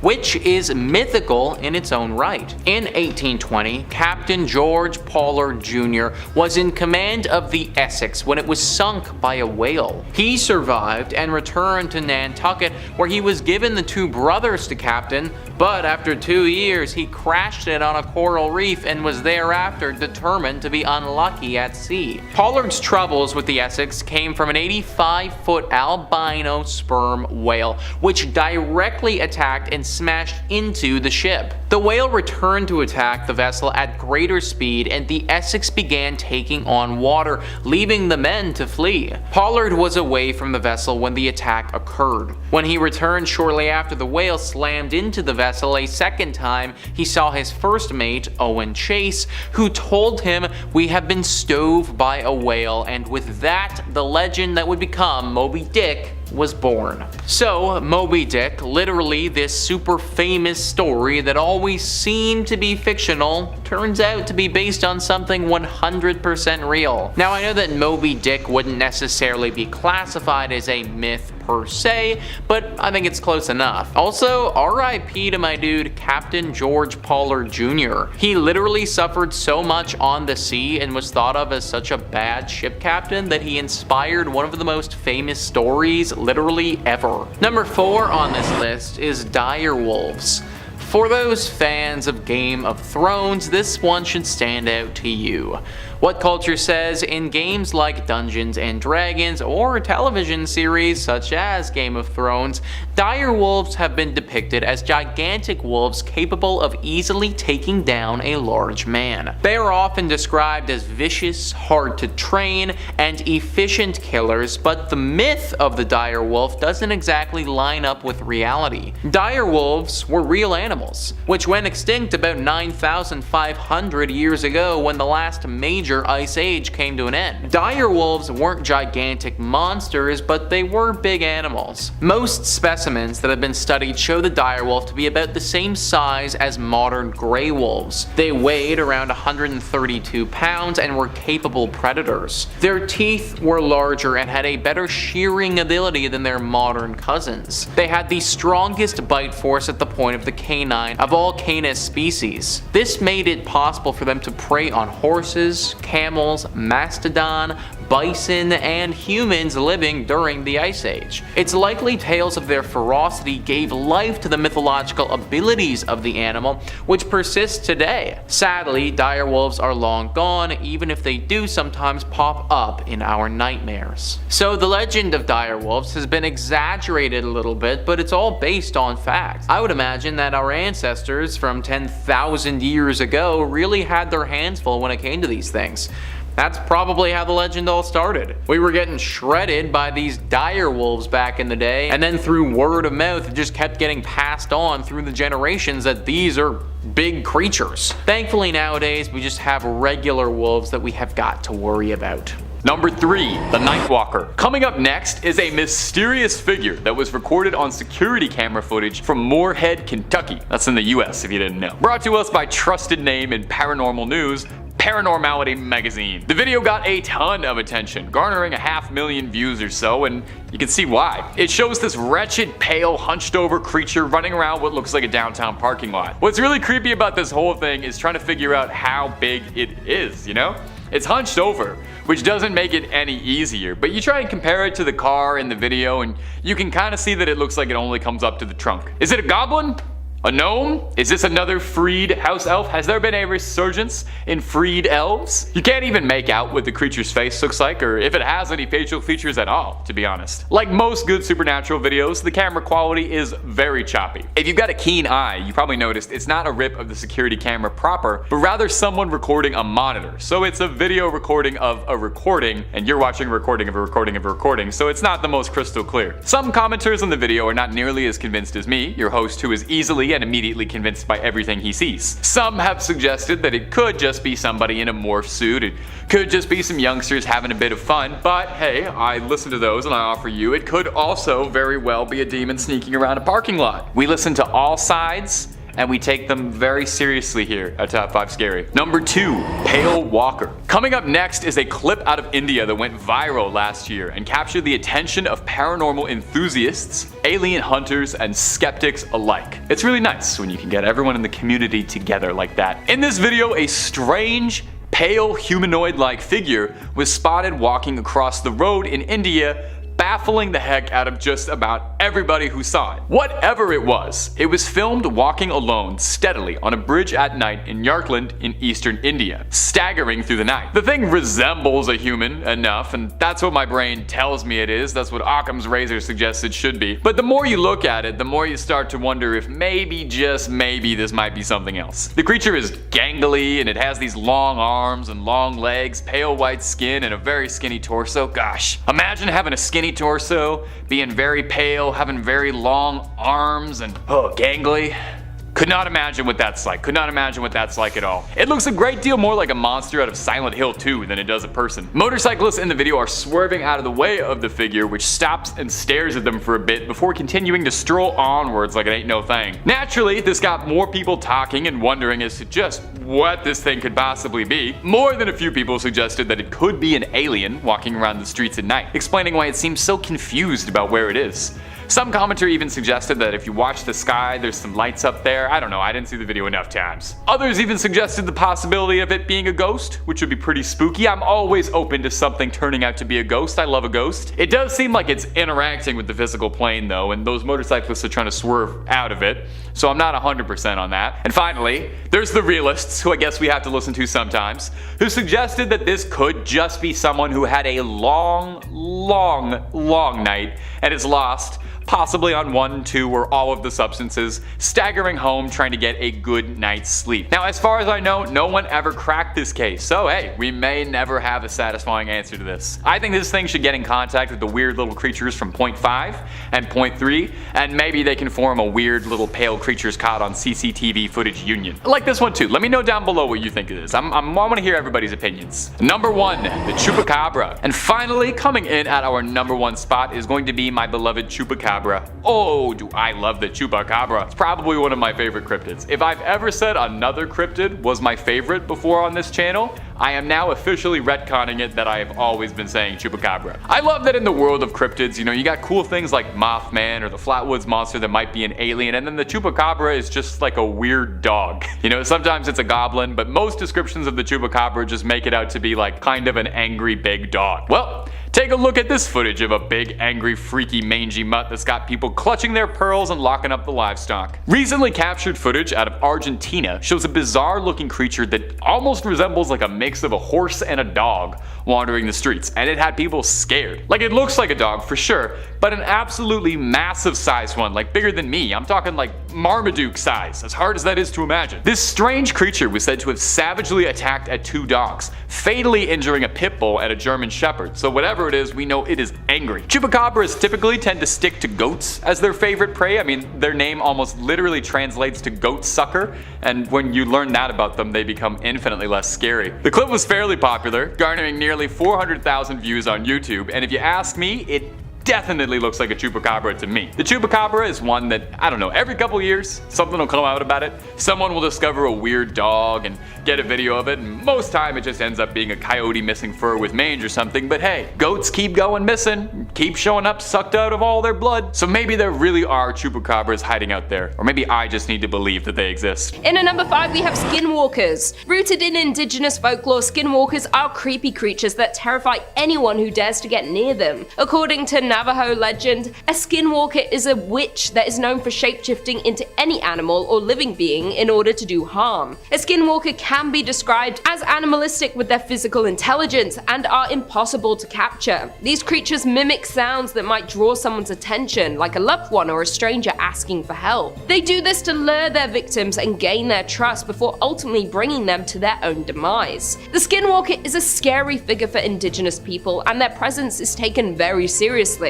Once the skinwalker's true identity is revealed after capturing its victims, it is ultimately too late. This creature is so terrifying because our only understanding of them is to conquer our fear of them. What makes this even more frightening is the story of the Skinwalker Ranch. In 1996, a family of 4 moved into a cursed ranch. After just 18 months in their new home, they started to experience mysterious crop circles and mutilations of their cattle, and had sight of a mysterious large animal. This led the family to ultimately sell their ranch, but this didn't stop the sightings. Repeated cases of human-like creatures were documented at the ranch and surrounding area, leaving the case of the Skinwalker feeling even more real. In at number 4 we have sirens. Often mistaken as mermaids, sirens are mythical creatures with the head and upper body of a female human and the lower body of a fish. These evil creatures live in the sea and have sharp teeth. Sirens appear in folklore from around the world and are directly associated with shipwrecks. They directly appear in Greek's oldest work of literature, with them being described as bewitching singers. By the end of the Greek period, they had concluded that these women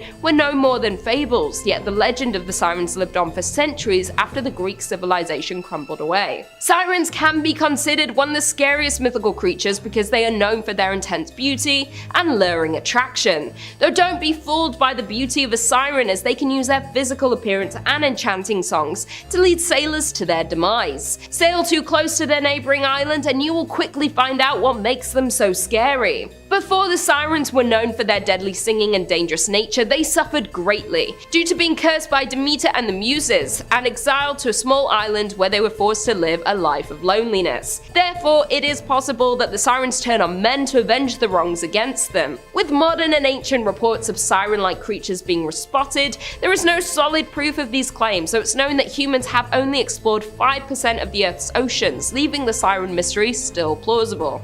Number 3 on this list is the Skinwalkers. Skinwalkers, as described by All That's Interesting, are animalistic humanoid creatures chronicled in the centuries-old folklore of various Native American tribes of the United States Southwest, most notably the Navajo, Pueblo, Apache, and Hopis people.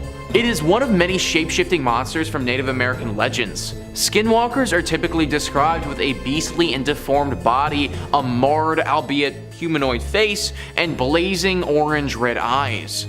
But the origins of these creatures vary among tribal cultures. Some traditions say skinwalkers are powerful medicine men who succumb to the temptation of using their abilities for evil. Other traditions claim that the skinwalkers are the punitive form of any man, woman, or child who commits a deep sin. In any case, the myth of the skinwalkers is well known among indigenous communities. These Native American monsters are described as incredibly powerful and nearly immortal. They can only be killed with a bullet or knife dipped in white ash, a bit reminiscent of a shapeshifter from popular culture, the werewolf, and its weakness to silver bullets. Shape-shifting animal human beasts who are extremely difficult to kill and super athletic. These things are very dangerous and not a species that you want to mess with. Typically residing in the forested areas of northern United States and Canada, they often travel in groups, which just kind of adds to how absolutely dead you are if you do happen across some. Be very careful of the skinwalkers if you're trekking through some North American forests. Number 2 on this list is an electric eel. So you won't be finding an electric eel in any northern forests like Canada, where I live, which is honestly pretty good for me.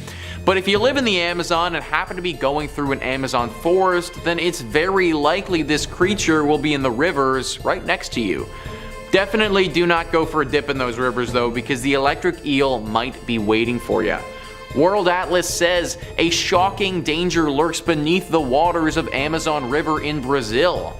The electric eel is not a true eel, but actually a knife fish capable of delivering a massive electric shock to those who threaten it. 3 pairs of abdominal organs of the fish allow it to generate electricity enough to stun an adult human being. The eels use their electricity generating capacity to stun prey before consuming them. Fatal attacks on humans are rare, but not completely non-existent. A single jolt could stun a human being enough to cause the person to stop breathing and drown even in shallow water. Multiple shocks could definitely trigger respiratory failure in humans. In the past, there are cases where the fish have delivered shocks strong enough to kill horses and even stun an adult caiman. If this fish can literally kill a horse, then we don't stand a chance, folks. There also literally isn't anything you can do about this thing other than just get out of the water. Like, it might be able to shock you without even touching you, so you might not even know that you're in danger. These things are also super gross looking and just not appealing as an animal at all. Super cool that they have electrical abilities, but not super cool if they use those abilities on me or you. And number 1 on this list is the Cherokee Horned Serpent. This is another Native American legend similar to the Skinwalkers, but this one is arguably far more dangerous.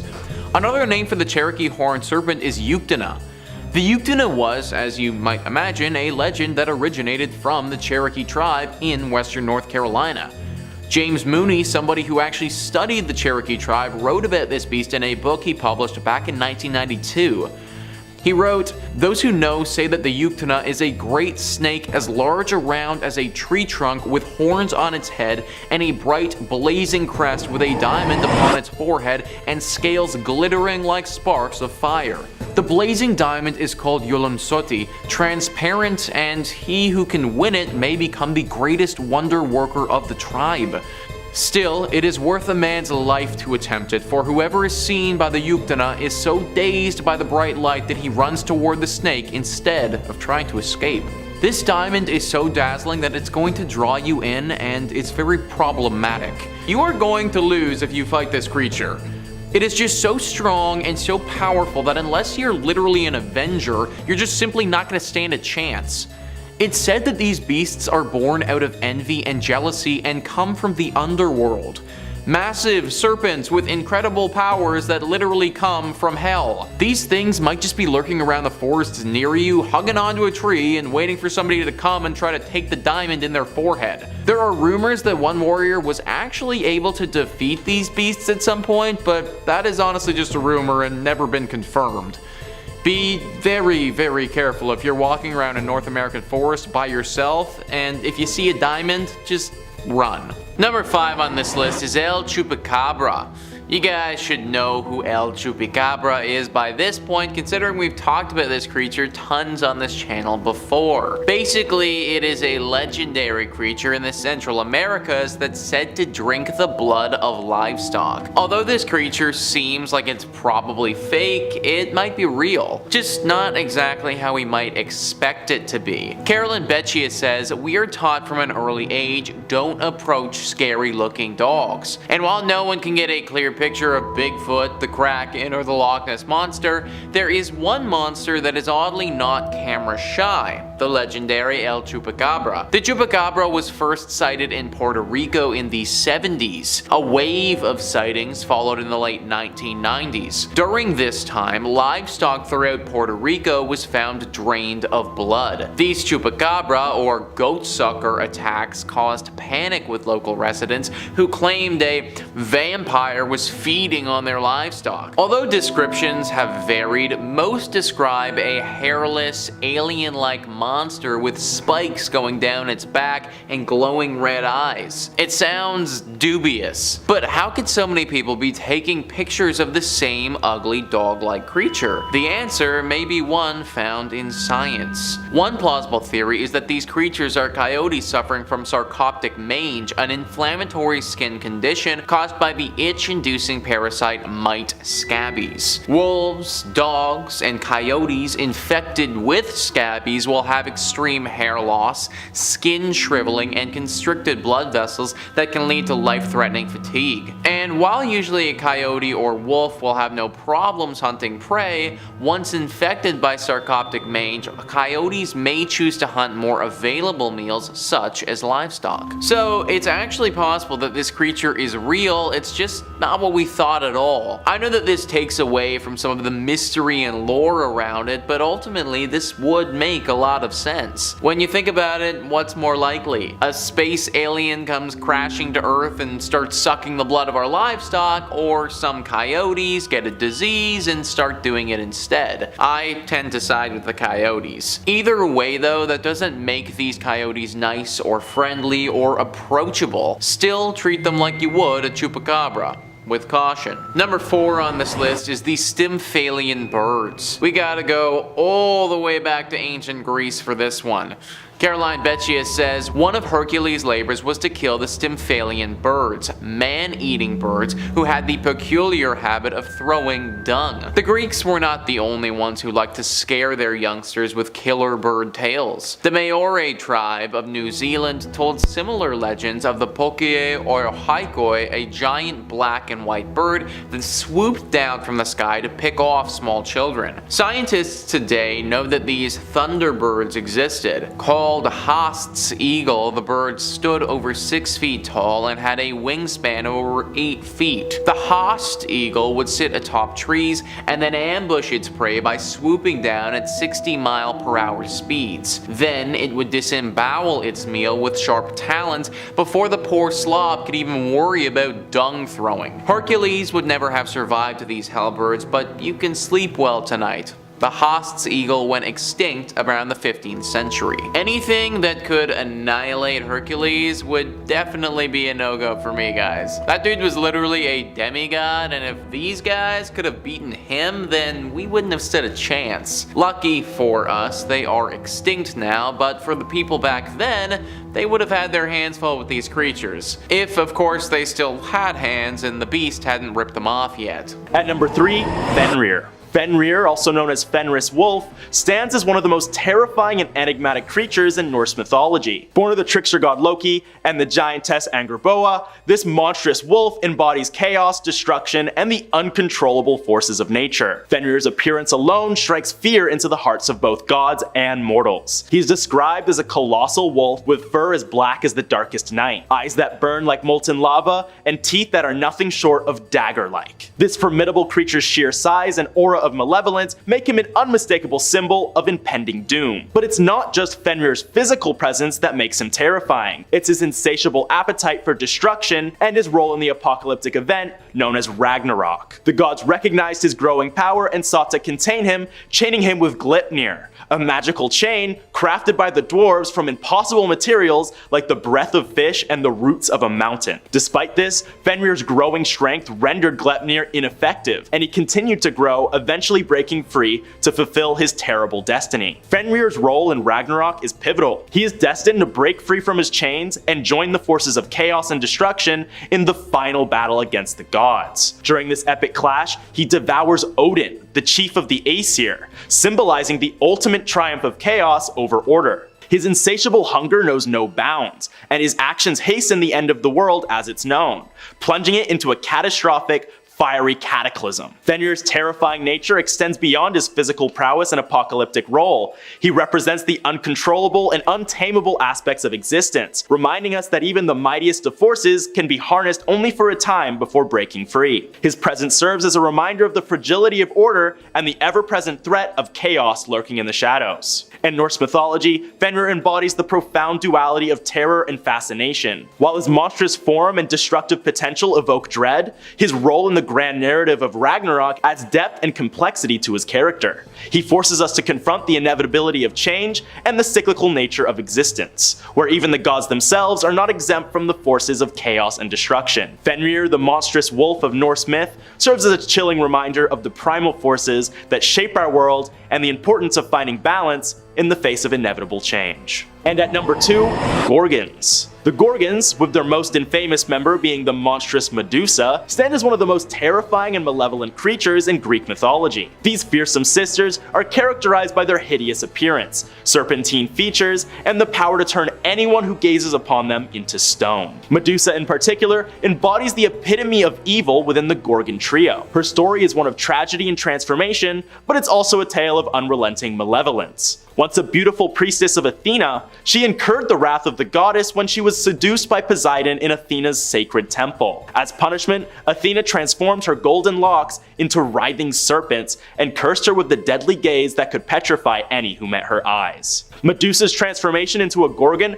marked her descent into evil. She became a pariah, an outcast, and a symbol of terror. Her malevolence lay not only in her appearance, but also in the peril she posed to anyone who dared to cross her path. She retreated to a desolate island where her deadly abilities became a weapon, and she reveled in turning those unfortunate enough to approach her into lifeless statues. Medusa's sinister reputation only grew as the hero Perseus embarked on a quest to decapitate her and claim her head as a trophy. And yes, she appears in Percy Jackson too. Great books, great movies. The gods aided him with gifts such as Hades' helmet of invisibility and Hermes' winged sandals. With these, he approached the Gorgon and, avoiding direct eye contact, severed her head. Even in death, Medusa's malevolence endured, for her head still possessed the power to petrify. Perseus later used her severed head as a weapon against his foes, highlighting the enduring evil of her legacy. Medusa's story serves as a cautionary tale of the destructive consequences of unchecked rage and the cruel hand of fate. Her transformation from a revered priestess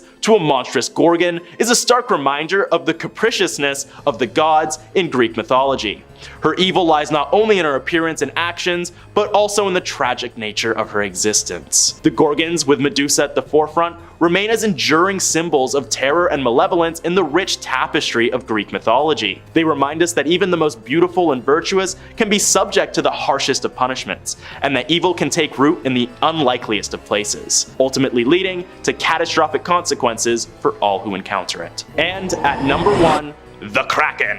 While not belonging to any particular mythology in the same sense as the other creatures on this list, the Kraken is a beast that has struck fear into the hearts of seafarers across the world. The Kraken, a legendary sea monster of Scandinavian folklore, is a fearsome and enigmatic creature that has captured the imagination of sailors and storytellers for centuries. This colossal sea monster is said to dwell in the dark, uncharted waters of the North Atlantic, terrorizing sailors who dared to venture into its domain. The mythos surrounding the Kraken paints it as an enormous, tentacled behemoth, capable of pulling entire ships and their crews into the depths of the ocean with ease. Its size is said to be so immense that its body can block out the sun, casting a shadow over the entire vessel it targets. This monstrous creature's appearance alone strikes fear into the hearts of sailors, with its massive tentacles, slimy skin, and a gaping maw filled with row after row of razor-sharp teeth. The origins of the Kraken myth are deeply rooted in the maritime cultures of Scandinavia, particularly among the Norse and the Icelandic people. Tales of the Kraken were often used to explain mysterious disappearances of ships and the treacherous conditions of the North Atlantic. The word Kraken itself is believed to come from the Old Norse word krak, which means an unhealthy animal or something twisted. Fitting. Despite the fear it instilled, the Kraken held a peculiar place in the mythology of the region. It was sometimes depicted as a protector of the seas, keeping balance in the underwater realm by preying on excessive fish populations or guarding underwater treasures. Some legends even suggested that the Kraken could be appeased with offerings, sparing ships that respected its domain. The Kraken's legend continued to evolve over time, seeping into the broader folklore of the sea. It made appearances in literature, most notably in Jules Verne's 20,000 Leagues Under the Sea, where it embodied the depths of the unknown ocean. In more recent popular culture, the Kraken has become a staple of maritime adventure stories, often portrayed as a colossal, tentacled menace that threatens the lives of sailors and explorers. Number 5 on this list is the Gila monster. This is a real-life creature that's literally named Monster. Like, what? The San Diego Zoo says, as the name might suggest, the Gila monster has one of the worst reputations in the reptile world. This lizard is often feared and has been described as frightful and repulsive, especially in local folklore. It's been accused of many things, such as spitting venom, leaping several feet in the air to attack, stinging with its tongue, and killing people with gusts of poisonous breath. We're glad you're reading this to learn the truth about these interesting lizards. Gila monsters are heavy-bodied lizards covered with bead-like scales called ostoderms that are black and yellow or pink, covering all but their belly. The Gila monster is venomous. Its venom is made up by a row of glands in the lizard's lower jaw. When the lizard bites, small grooves in the teeth help the venom flow into its prey. The bite of a Gila monster is very strong, and the lizard may not loosen its grip for several seconds. It may even chew so that the venom goes deeper into the wound. So what are the positives here? Well, there aren't really that many, but what's kind of the light at the end of the tunnel? Well, this poison usually doesn't kill humans, keyword being usually there. It will, however, be extremely painful and could paralyze you. Then, if you're paralyzed and you're out in the middle of the desert, well, death could come from a number of different ways at that point. Running into one of these things would definitely not be in your best interest. Number 4 on this list is the Indian saw-scaled viper. Our first snake on this list, guys. You guys knew that there would have to be a few of them popping up here. This is something that you really don't want to pop up in the desert, though. CN Traveler says, while plenty of snake species pack enough venom to bring down a human, not all of them take the multifaceted approach of the Indian saw-scaled viper. Sometimes called the little Indian viper or the saw-scaled viper, these reptiles live in some of the most populated areas of the region they occupy, which stretches well beyond India. They remain inconspicuous, though, by using their natural camouflage to blend into desert surroundings. Because they are typically active at night, it's best to listen for their defensive sizzling sound. This comes from a behavior called stridulation, in which the snake forms coils and rubs its scales together. Even with a warning, saw-scaled vipers are extremely aggressive, with more than double a lethal dose in each bite. Now, luckily for us, there is an anti-venom for this snake, but if you don't get it fast enough, then it's lights out. What's really not great about these little guys is how aggressive they are. Like, you could just be walking through the desert, minding your own business, and then, boom, out from behind a rock, this scaled viper leaps out, and that's it, you're toast. Snakes are scary, guys, especially the ones that are super aggressive. Number 3 on this list is the Gen Pet. So the Gen Pet is actually a pet made by scientists that you can buy in a box. GenPets.com says, we use a process called zygote microinjection, which is quickly becoming a favorable method to combine DNA or to insert certain proteins from different species. Most notably, it was used in 1997 to splice mice with bioluminescent jellyfish and has since been used to create glowing rabbits, pigs, fish, and monkeys. Since then, human DNA has been injected into rabbits, chimpanzees,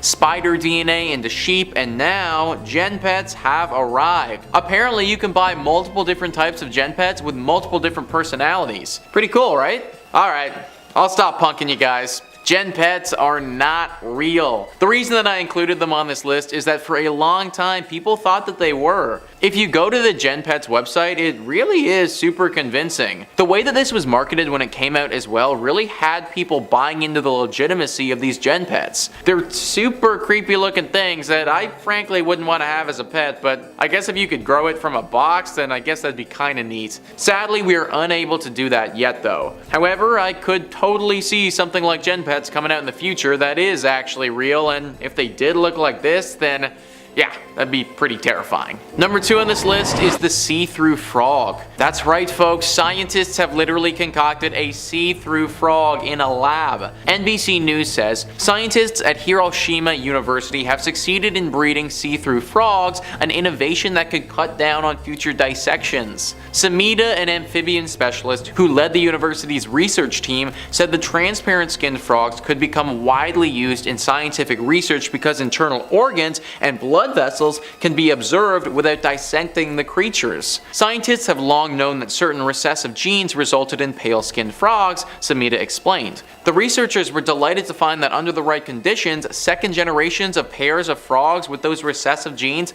produced transparent offspring. Now these frogs are definitely kind of creepy, guys. Like, they're cool, I'll give you that, but seeing the inside of an animal as its organs are literally moving around and doing stuff is a lot. I do like the idea of this though. The main reason they did this was to cut back on dissections of the animals. I remember dissecting my frog in grade 10, and that was definitely an experience that I think I could have avoided. I don't know if having to handle a see-through frog would be a lot better though. Taking a look at some of the pictures of these guys is already a bit unsettling, but at least this might save a few froggy lives. And finally, number 1 on this list is killer bees. The origin story behind killer bees is truly something directly from a disaster movie. IFL Science says, it started as a humble attempt to increase honey production during the 1950s and ended in thousands of newly created killer bees accidentally escaping, amounting in a trail of bee-stung bodies across the Americas. It all began in a lab near Rio Claro in Brazil around 1957. Biologist Warwick E. Kerr was commissioned by the Brazilian government to create a species of bee that produced more honey. European species of honeybees had been introduced to South America, but unfortunately, they proved to be fairly unproductive in the sleepy heat of Brazil. Kerr and his team eventually created Africanized honeybees, now known as killer bees, through selective breeding of the African honeybee with various European honeybees. Initially, it was a success, as the new hybrids seemed to do a much better job of producing honey. There was one big downside though. They also adopted some extreme colony defense instincts. Then came the decisive moment. Somehow, under hazy circumstances, thousands of these bees managed to escape. Since these killer bees have gotten out into the world, over 400 people have died from them, which is crazy to think about because these bees don't have any more potent venom than regular bees. Their sting is just as harmful as a normal bee that you'd see or walk by on your local hike. What makes these bees so killer, what makes them so deadly, is their temperament. The killer instinct to fight instead of flee, to go after any threat that is in their way and do so as a team. These bees will literally chase a human being for over half a mile before finally giving up and going back to their hive. Think about having to run as fast as you can for half a mile from a swarm of bees. A regular bee doesn't want to sting you, it only ever wants to do so if it feels that you're a major threat. These bees sense that you're a threat and then turn into a threat of their own. And all of this could have been avoided had scientists not decided to play with nature. This is one of the few instances in history where we've taken an animal and completely changed its attitude but had it maintain the same physical characteristics as the original animal. It would be a really cool science experiment had it not been so deadly up until this point. Number 5 on this list is SCP-966. SCP-966 is a very disturbing type of creature that needs to be caught. The SCP Foundation describes them as predatory creatures that resemble hairless humans possessing an elongated face with a mouth lined with needle-like teeth. On each hand, they have 5 claws that can be up to 20 centimeters long. Although sharp, these are easily broken, making them unfit for combat. SCP-966's height ranges from 1.4 to 1.6 meters,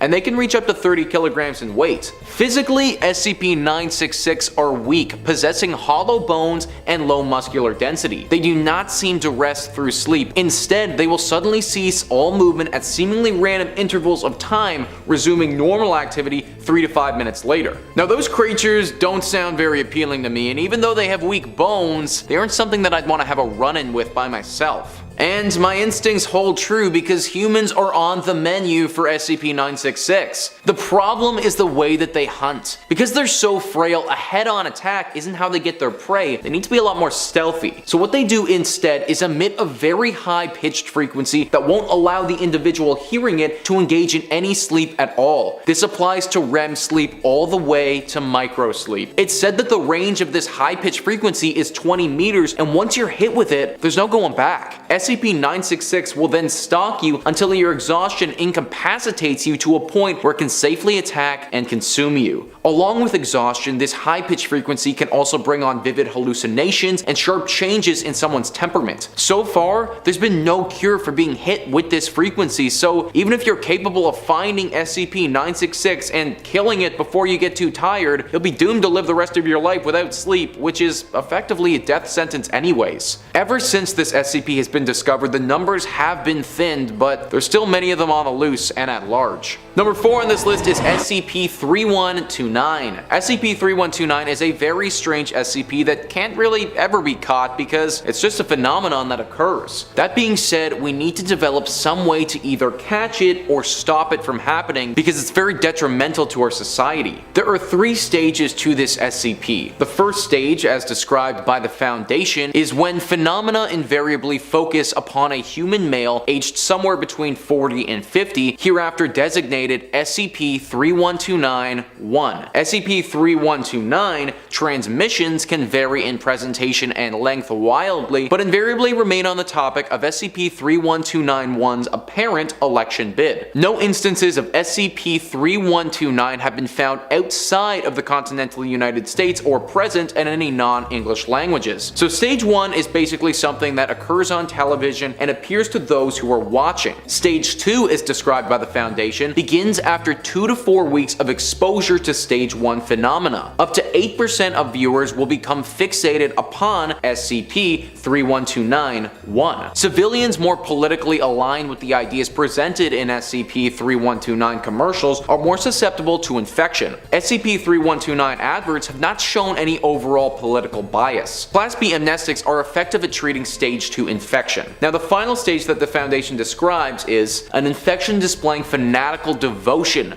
to SCP-31291. They argue with open hostility against opposing viewpoints and ideologies. Stage 3 infected tend to seek out other infected in person and by way of online message boards and communities. This SCP isn't as dangerous as some of the others on this list to our health, but to our society it's by far the most detrimental. Whatever or whoever SCP-3129 chooses to support, those who witness its occurrence will also feel extremely passionate about the same thing. It's effectively a brainwashing tool that no one is in control of. This SCP completely destroys any sense of democracy and takes away our human free will. I don't know how you could catch something like this, but finding a way to identify it when it happens and interfere with the broadcast, I mean, that's definitely something that we need to be looking into. In at number 3 we have Sinsamito. The Sinsamito is another creature coming from the Mayan people and can be translated to the devil, and consists of many different nicknames including Lord of Animals, the Savage Jungle Monster, and the Powerful Guardians of the Hill. This creature's story has been told for over 20 centuries by many all over Mexico. The Sinsamito tends to live in caves deep in the mountains near forests and jungles, but wander at night around the nearby villages. The Sinsamito is a muscular gorilla with human features and a man or woman's face, long hair on its head with thick brown hair all over its body, similar to a bear. Their feet are large, double the size of a human's, and are upside down. The creature's toes are spread apart and crooked backwards so they can't run, so they hop around using the support of a tree trunk, like a cane. It feeds on wild fruits, ashes of bonfires, and human flesh, and when they are in attack mode they have horrific panting sounds that sounds like thunder and screams that pierce the entire jungle. The Sinsamito is a creature that terrifies the Mayan people because it knows how to speak their language, and is immune to bullets and arrows. This creature's mission is to guard their home, which is the mountains, to terrorize the locals in the nearby villages and kill the men and kidnap the women whenever they can. These creatures are also legends and talked about by many in other places like Honduras and Belize. In Honduras, the people believe that they will hunt for women to kidnap, they find one to fall in love with, and then will claim that woman as their own and she will never be seen again. In Belize, the Sinsamito feast on humans, and the belief is that if you're a man and you look at the beast in the eyes and are able to escape, then you have a 100% chance that they will die within the month. If you're a woman and you look at the beast in the eyes and they manage to escape, your life will be prolonged. Better to be a woman, I guess. In at number 2 we have Tucacami. The Tucacami originated from the indigenous people of Mexico. The Huichol in their language, Tucumami translates to the devil. The Huichol has talked about the Tucumami creature for centuries, and with each generation the story of this creature is passed on. The Huichol people reside in Sierra Madre Occidental Range in the states of Nayarit, Jalisco, Zacatecas, and Durango, as well as in the United States. This ghoulish demon is the grandson of Uster, who is the goddess of the underworld who devours the dead and a distant relative of all vampires that exist. They reside in the underworld, but they also haunt the desert during the new moon and appear in the hallucinations produced by peyote. Peyote is a small cactus and is used in many Native American religious ceremonies, especially among the Huichol people, and can cause hallucinations, and this terrifying creature knows this and takes advantage of it. This creature appears as a human body but sometimes looks like a skeleton or a wolf-like creature. It's black and white stripes and it's always blood-stained. Its face is painted like a horrific mask with dirty white spots, has buzzard or bat-like wings, and has massive horns on its head like a devil. The creature's mission is to become the ruler of the underworld, and it thrives off being a cannibal and scavenger to suck up bones, clean corpses, and snatch souls. The Tucacami feed on human flesh, and they never bathe or drink water, so if their appearance doesn't terrify you, their stench will. It also has the power to cause its victims dementia and use it as a weapon. They're devious, sneaky, and extremely dangerous. Even though this demonic creature is mythical, it's very real in the eyes of the Huichol people and many around Mexico. There have been many sightings throughout history, and the story of Tucacami lives on to this day. And finally, in at number 1 we have Chupacabra. The Chupacabra is a legendary creature known all over the world, but it originated in Mexico. It was first sighted in Puerto Rico, and it's believed to attack and drink the blood of livestock. The Chupacabra is a legendary creature known all over the world, but it originated in Mexico. It is believed to attack and drink the blood of livestock, especially goats. Chupacabra literally translate as goat sucker. This blood-sucking creature varies in appearance. Some say it looks like a large hairless dog, while others say it looks like an alien-like reptile and is the size of a small bear, with rows of spines reaching from the neck to the base of the tail. The most popular reports say this creature has leathery or scaly greenish-grey skin and sharp spines or quills running down its back. It is said to be 4 feet high and stand and hop, similar to a kangaroo. Sightings have been reported in many parts of Mexico, and some in Puerto Rico since the 1970s. This creature has been seen as far as north as Maine and as far as south as Chile, and even outside of the US in parts of Russia and the Philippines. A 5-year investigation was done by Benjamin Radford that was documented throughout this book, Tracking the Chupacabra, and he had concluded that the description given by the original eyewitnesses, Madeline Tolentino, was based on a creature in the 1995 science fiction horror movie Species. The alien creature Syl is nearly identical to the description given by Madeline, and she claims to have seen the movie before. It was concluded at the end of Benjamin's investigation that he seriously undermines the credibility of the Chupacabra as a real animal. In October of 2010, University of Michigan biologist Barry O'Connor concluded that all of the Chupacabra reports in the United States were simply coyotes infected with a parasite, which would explain most of the features of the Chupacabra because they would be left with little fur, thickened skin, and a disgusting odor. There are also reports of stray Mexican hairless dogs being mistaken for these creatures. All of this doesn't stop the constant stories and sightings seen throughout Mexico and all over the world, and the story of the Chupacabra continues to be told and is said to be the most well-known mythological creature that comes from Mexico.